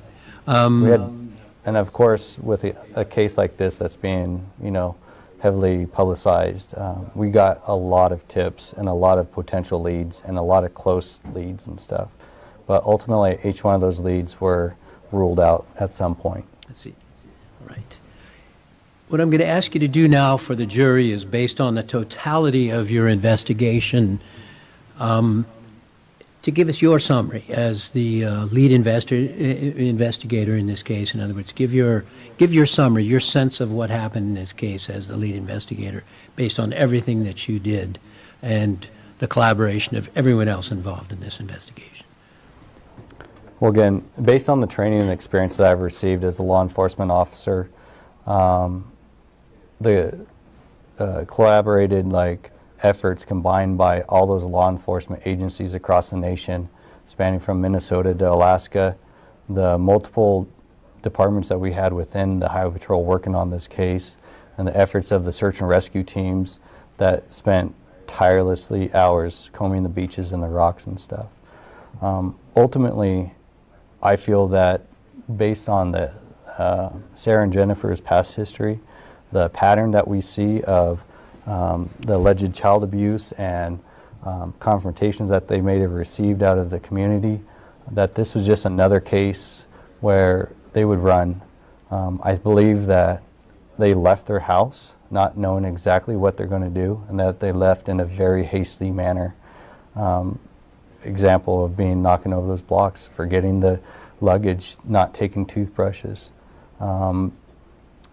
I feel that they didn't know what they were doing, even though we know Sarah's phone was searching those types of questions about death and suicide and how drowning can be painful.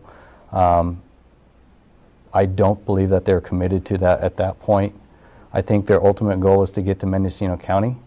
And once they got here, paying for cash along the way for gas and items and stuff that they'd received, I still don't believe that, even based on the video footage and the items that they bought while at the Dollar General, I don't believe they committed to that point. But sometime after that, while driving around on the Mendocino coast, they both decided that this was... That's interesting, because that was what I was saying yesterday. Maybe Devonte was killed at some point, and then they go, there's no turning back now. Because I don't think what are the odds that the one person, the golden child of their little bullshit fake facade, and the one that was the person that was asking for food that led to the CPS person coming there, the one that sort of led to all of this, that he's the only body that wasn't found out of 8 people. I mean, I guess the odds of that are what is it, 12% or something like that? 15%? Actually, it's got to be easier than that. What is that? I don't know what the math is on that one. But yeah, it's it just feels like Devonte was killed, and then they said, okay, we've got to kill all of us because there's no out now. She was out and she just freaked out. I think it was probably Jennifer, and she did something to him. Or the theory that I said before, I don't know when she said that. She might have. I don't agree with this guy saying that she hadn't committed to something yet. I mean, it's interesting that they bought the tampons and the toothpaste and stuff like that, but that just might have been to to get him through those couple days and make things seem sort of normal. I don't know. He might be right. It's just it's a hard one to say, but either way, there was a decision made at some point to kill them all. And where is Devonte? We don't know. And that based on talking with all their friends and their witnesses, that if they can't have their kids, that nobody was going to have those kids. All right. Thank you, Officer. Investigator Slates. Is there anything else you'd like to add to your testimony here today? No, I don't think there's anything else. I just know that this is a huge case that I know that many, many hours are spent by both law enforcement and non-law enforcement personnel, ultimately trying to figure out what happened and to shed light on this incident. All right. Thank you. You may step down. We're now going to call Lieutenant Barney of the Mendocino County Sheriff's Office. We need to mic him up. Is that take just a couple of minutes while we put a mic on.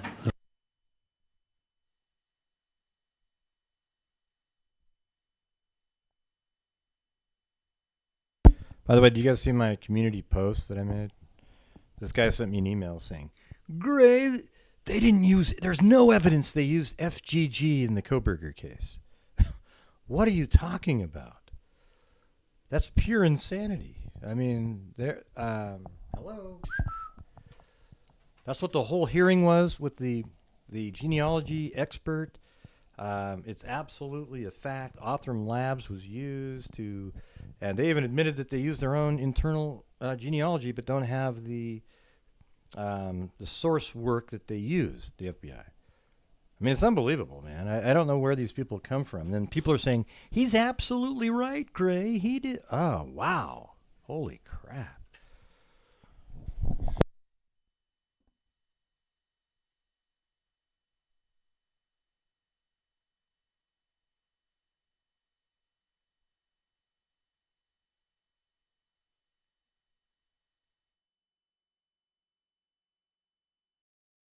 In a resident post for the first 6 years of my career, promoted to sergeant in 1998, and was still kind of in a patrol setting. And then I transferred into the coroner sergeant position in 2008. Did that for about 18 months. Went into eventually the Office of Emergency Services for a couple of years. Promoted to lieutenant in 2013 of a patrol division in Ukiah, and in 2015 I took over and was assigned the detective unit commander role, which also includes the chief deputy coroner role. And so throughout my 27-year career with the sheriff's office, we are also deputy coroners, and so I have probably hundreds of cases of direct case investigation into death investigation, things like that, as well as supervision, overseeing other deputies on the patrol level, and as the coroner sergeant, and then later as the chief deputy coroner. I oversee all the death investigations with my assistant Cindy for every case that comes through the county since about 2015 on, and so I probably have been involved directly and indirectly with over 1,000 cases of coroner's related activities. Been through a post-approved coroner's death investigation class and done some investigative classes as well through post-sponsored, post being the California Peace Officer Standards and Training, which regulates peace officer training. And then I've also had the investigative-wise the interview and interrogation class and the advanced interview and interrogation class. Currently, my position, I oversee search and rescue as well. So that's kind of where we're at. All right. As it relates to this case. And as it relates to this case, what I'd like to do is just from the Mendocino County Sheriff Office perspective, and particularly you as in a command position, give the jury just kind of an understanding of initial notification and what the department did, the Sheriff's Department, with respect to this investigation. Okay, so initially this call came out on March 26th, near late afternoon, evening. My shift usually ends about 5 o'clock in the evening. However, I was aware of this case. It came out a little bit before that. And at the time, it was just reported as a traffic collision involving 5 fatalities. And I was aware on the investigative side that we had a shooting going on the South Coast, and most of the patrol division for the coast was down there dealing with that, as well as some detectives. And so Deputy Julian volunteered to come out and take this case, and he responded up to the Westport area as the initial deputy coroner. And so as the evening progressed, I was aware that he was up there handling it, but they were having some extreme difficulties extricating the vehicle off the beach and back up to the road. So it was late into the evening when I basically kind of checked out for the evening. And in the following morning, most of the deputies will send me a email notification about the case that they had from the previous day, although in this case, Deputy Julian was not able to finish his report because he was working throughout the night. But he had also indicated in his email notification that this case might involve a high-profile individual, mainly Devonte Hart, and that there were some outstanding people who may be missing from the family.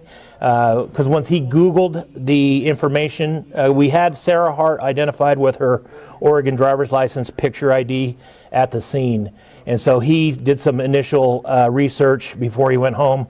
And it looked to be, as soon as you Google these names, you start to get a high-profile series of pictures coming up about the family. So he just wanted to make me aware of that. When I came on at 7 in the morning, we have a morning patrol briefing. The patrol sergeant from the evening before, wanted to pass on the potential for press interest, kind of a big story in 2014 involving Devonte. So he was just kind of giving me a heads up. And then we started into that. We had, at the time, not notified any next to kin, and that's one of the coroner's main duties, is to notify next to kin of death and secure decedent's property and make sure everything's going on that round.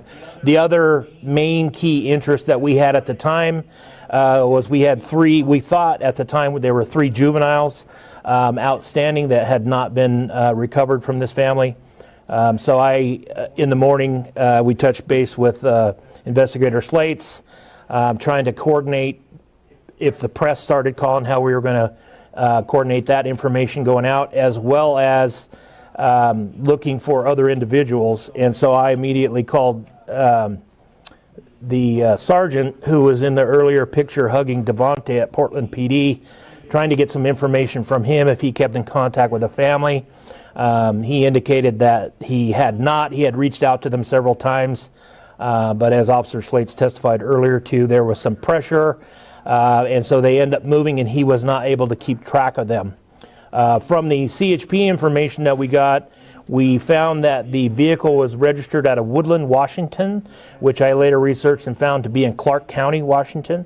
So I made a call to Clark County Sheriff's Dispatch and requested a welfare check at that address, the family home, to see if what we believed were the 3 children that were outstanding, and to see if they were home or if there was somebody staying there. One of the deputies and a sergeant went out to that location, found that the door was closed but unlocked, and they entered the house. They didn't note anything out of the ordinary. There was some chickens there, a cat, and some brand new baby chicks in the garage with a heat lamp over them. And he said there was the house was clean, neat, but it didn't look like they had left for very long because a lot of their belongings were still there. So they left at that point, notified us there was nobody there, And so we started progressing into our investigation at that point. All right, let's talk a little bit, just I call it housekeeping matters in death cases from your perspective. How do you identify, I know we've heard from Deputy Julian about some identification, but if you wouldn't mind going through each one of the individuals, all 8, and talk about the identification, and then I'm also going to ask you about the forensic and anthropological studies on the foot, Okay. and then the court orders. So as I said earlier, initially at the scene we had Sarah Hart's Oregon driver's license with a picture on it, and that picture was sufficient for the deputy to make a visual observation and identify Sarah Hart. We did not identify any of the other individuals, which were later identified as Jennifer. We had worked, when I talked to the the Clark County Sheriff's deputy the initial morning, he was able to tell me that the nearby county, Cowlitz County, Washington CPS had opened a case. I called that CPS worker. That worker was able to review a Minnesota CPS case, which ultimately named several friends of the Hart women. I ended up calling those 2 women. I found out the next of kin she thought was either in South Dakota or Minnesota. We were able to track both Sarah and Jennifer's parents down to South Dakota, kind of eastern South Dakota, near the border. And ultimately I was able to contact one of Jennifer's maternal aunts, Georgine Becker. And we don't usually do this, but this is a high profile case with a lot of information we're trying to get. So Georgine agreed if we could send her some photographs of the deceased individuals that we had, if she would assist us in identify them. And Cindy Bartley, my assistant, worked with her, getting the photographs back and forth, identifying individual features on some of the children, and we were subsequently able to identify Markis and I got to look at them. Markis, Jeremiah, and Abigail, as well as Jennifer, and she was able to identify them through photographic evidence that we interchanged with her. The other individual, Ciera, was later recovered, I believe, on April 7th. And again, she had been in the water long enough so some of her features were not easily recognizable. We were able to compare her DNA to one of her siblings that we had in the group through the California. The foot was covered further north of the collision site. And we ultimately, it took us a while, we compared it to some of the siblings. The DNA lab ruled out full siblings to the other relationships that we had. In a roundabout way, we requested the press help us. We put out a story about trying to assist in locating the natural parents of Hannah, because we believed it was Hannah. And ultimately, one of the natural grandmothers called our office, heard it on the news, and had been contacted by a reporter. She ultimately tracked down her daughter, who was the natural mother of Hannah.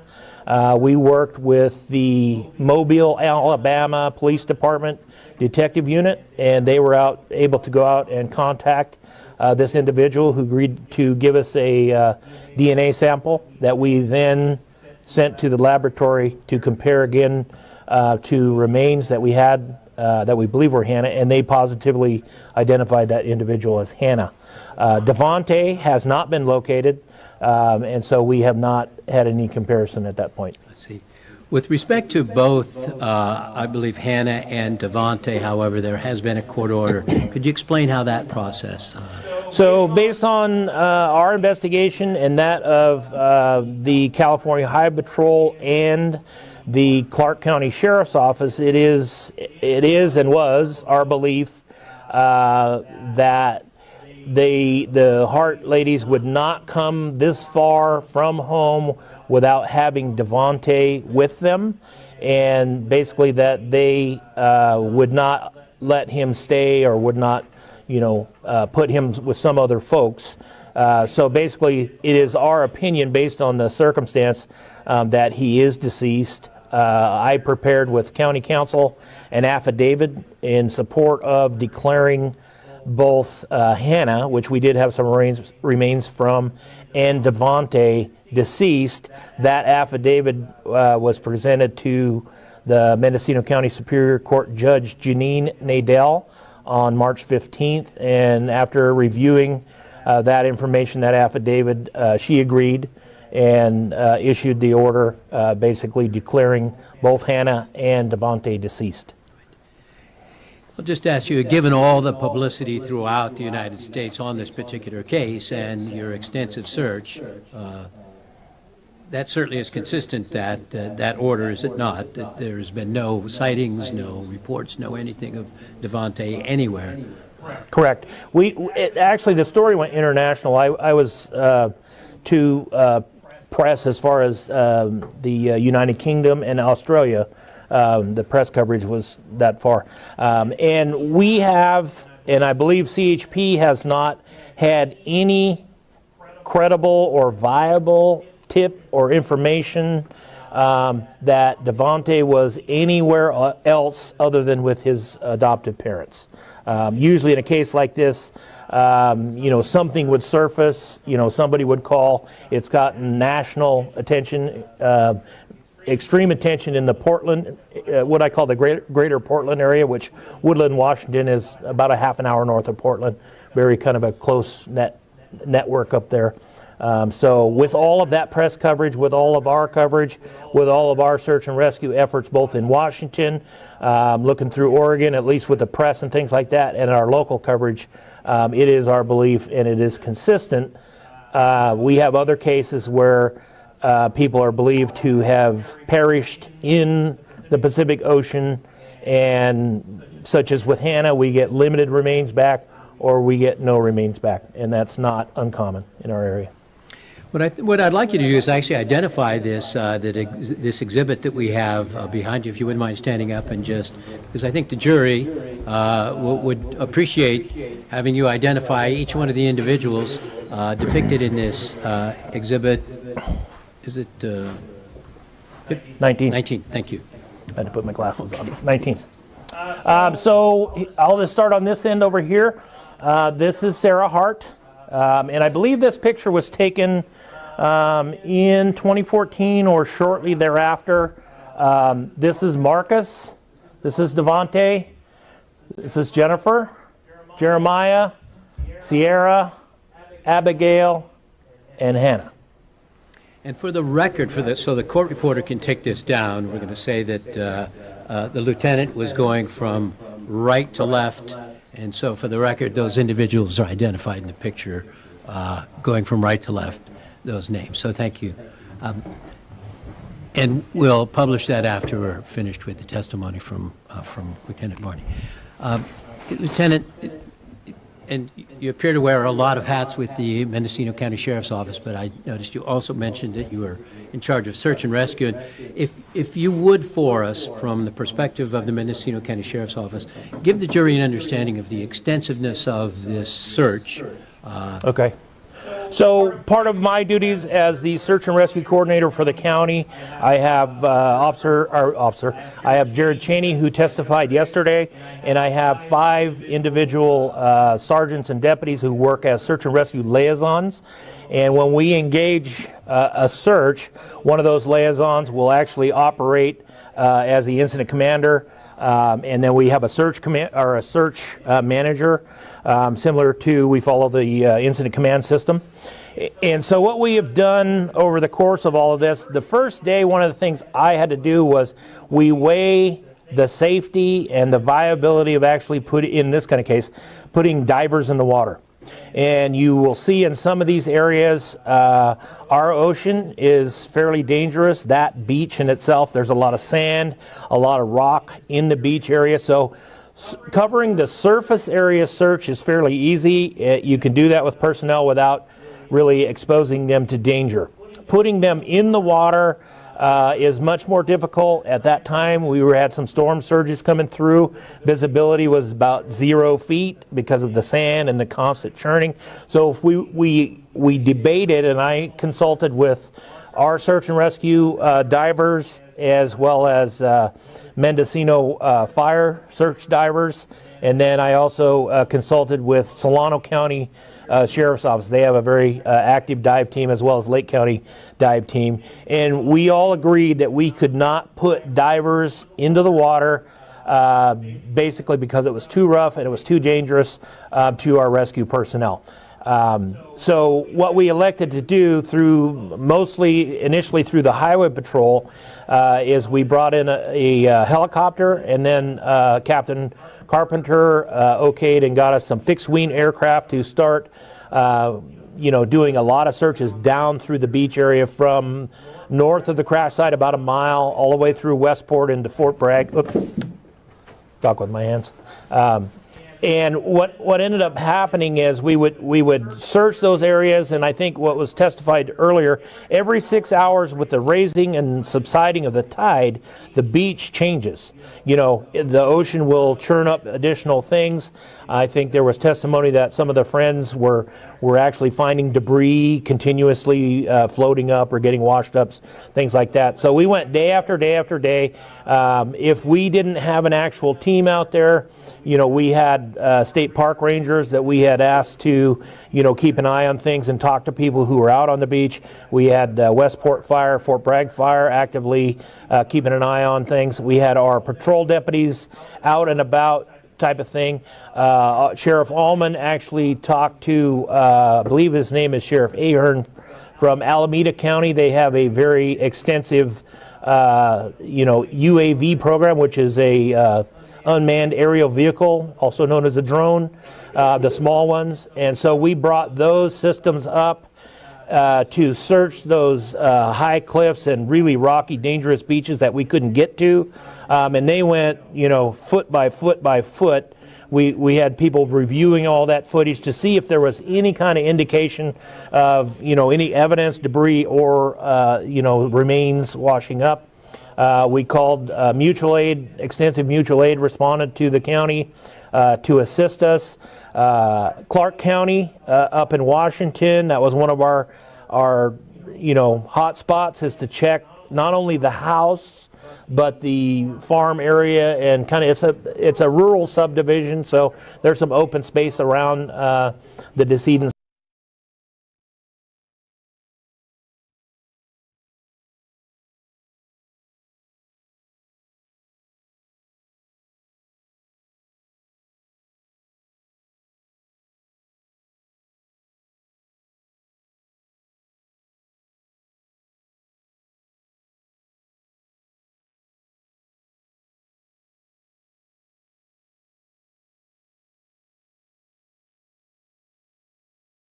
Oh, sorry about that. Yeah, so the video on this case was really hard to put together. It just sort of ends right there, that's it. But I think the stuff that you heard, especially by Slates earlier, that's really the key information there. I think it was just a horrific case. And if this case was today, it would probably be really huge, and everybody would be talking about it, making all kinds of videos. But back then, it was kind of like me and a couple smaller channels just making videos on it. It was a crazy, absolutely nuts, this case. Because we were following it as they were. I think we started following it, I don't think when they were missing. It was right after the bodies were found. Then all the information started coming out, and that's when we started covering it. Get there in Google Earth. I found out, figured out where the car was on the rocks, based on the rocks in the water, and where it went in. And it was weird how it matched perfectly with the presentation later. It was exactly what we were saying, identical. It was kind of one of those ones you could just figure it out. There wasn't a conspiracy. There was nothing else. And that was it. So I hope you guys at least, I don't know if the word enjoyed is right, but at least found it interesting to watch the coroner's inquest. I think it answers a lot of questions, tells you what was going on. I mean, two absolutely barbaric, wacko, Ciera and Jennifer Hart's names should be destroyed throughout human history. They're horrifically horrendous people. I think more people should know about them, and for that particular reason. I think they got off lightly because the case was in 2019, and for some reason, or 18, 2018, hardly anybody followed it at the time. Kind of bizarre. So anyways, thank you guys for being here and helping reach the goal. I got an email though that somebody goes, I mean, it was the most ridiculous email I've ever seen. Here, let me read you the email. It's the community post, but let me just talk about it right here for a second. Where is it? There it is. The person said, Gray, they found Kohberger through the work of the Elantra, then got his DNA and compared it to the swab. There is zero information that they used FGG. So for you to talk down to everybody about how simple and basic it is that FGG was used is embarrassing. For a guy that is all about the facts, I would like to see where you got that info that FGG led to Kohberger. It was the Elantra. Be better. Hey, listen, you're the one that said that FGG wasn't used in the case, not me. Okay? Now, the white Elantra, I will say this. The white Elantra probably led to Kohberger being a person of interest because he had a white Elantra and he was in the general area. He was a person of interest. And then when they did the FGG on the knife sheath, it led to one of the people that was a person of interest, and that was Brian Kohberger, because he was one of the people of interest who had a white Elantra, and he was probably even a larger suspect because, you know, when they figured out that, okay, wow, he's from Pennsylvania, and then they noticed he didn't have a front license plate. I don't know when that research was done, when they decided that having no front license plate meant something. But isn't it amazing that this person literally said that FGG wasn't used in the case? It absolutely was used in the case. There is no doubt. Okay. As a matter of fact, there's been hearings on it. The defense even brought in their own witness to sort of cast a doubt on how the FBI did FGG. So isn't it weird how people are so ignorant because they keep watching crazy people out there that they're so riled up that they'll send somebody an email that is completely false. Isn't that amazing? Yeah, it's crazy. Now, you know, the Elantra definitely probably put him into a bucket. Swabbing, the swab off of the DNA, the sheath, got a single source DNA unknown profile. After doing FGG, it led to a Brian Kohberger. Then they went to the house and clandestinely gathered a DNA sample, which turns out that it was the father of the unknown DNA source. Okay, the lead though said that the source was Brian Kohberger, but they have to prove that. So then they got the trash, and it turned out it was the biological father of the unknown source. But that was enough for an arrest warrant, because that makes it very, very likely that Kohberger is the DNA source on the sheath. So after he's arrested, they take a buccal swab of him, his gums, and then compare that again to the DNA source on the knife sheath, and it was a perfect match. 5.37 octillion to 1 that it wasn't him. And so, hello, that's how it works. I don't know where these people are coming from. It's amazing. It's scary. Anyways, thank you guys for being here, and thank you to, let's see, let me get to the...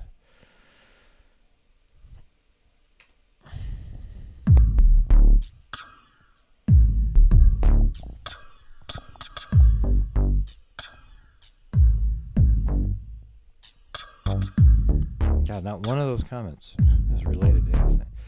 All right, members, Elaine Talling, Super Chats, Hummingbird Brown, CR, Circuit Then, Caligal 3, K-Me, Booberry, Daisy, Danielle, Deborah Brumman Rogers, and Caligal 3 was the cat eye. So thank you guys very much, and we'll see you guys later. And as I always say, until next time, be safe out there.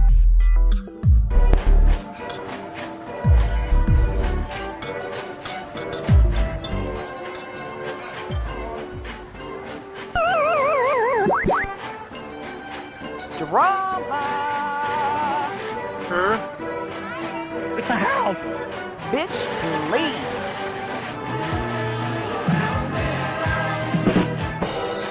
Dude! Ray is so mean!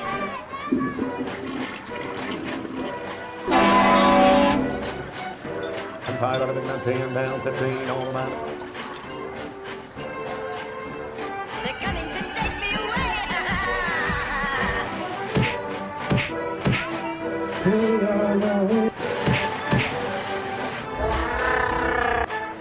Here's mosquitoes the size of bald eagles, and that goddamn Mr. Martinez, are you angry at me?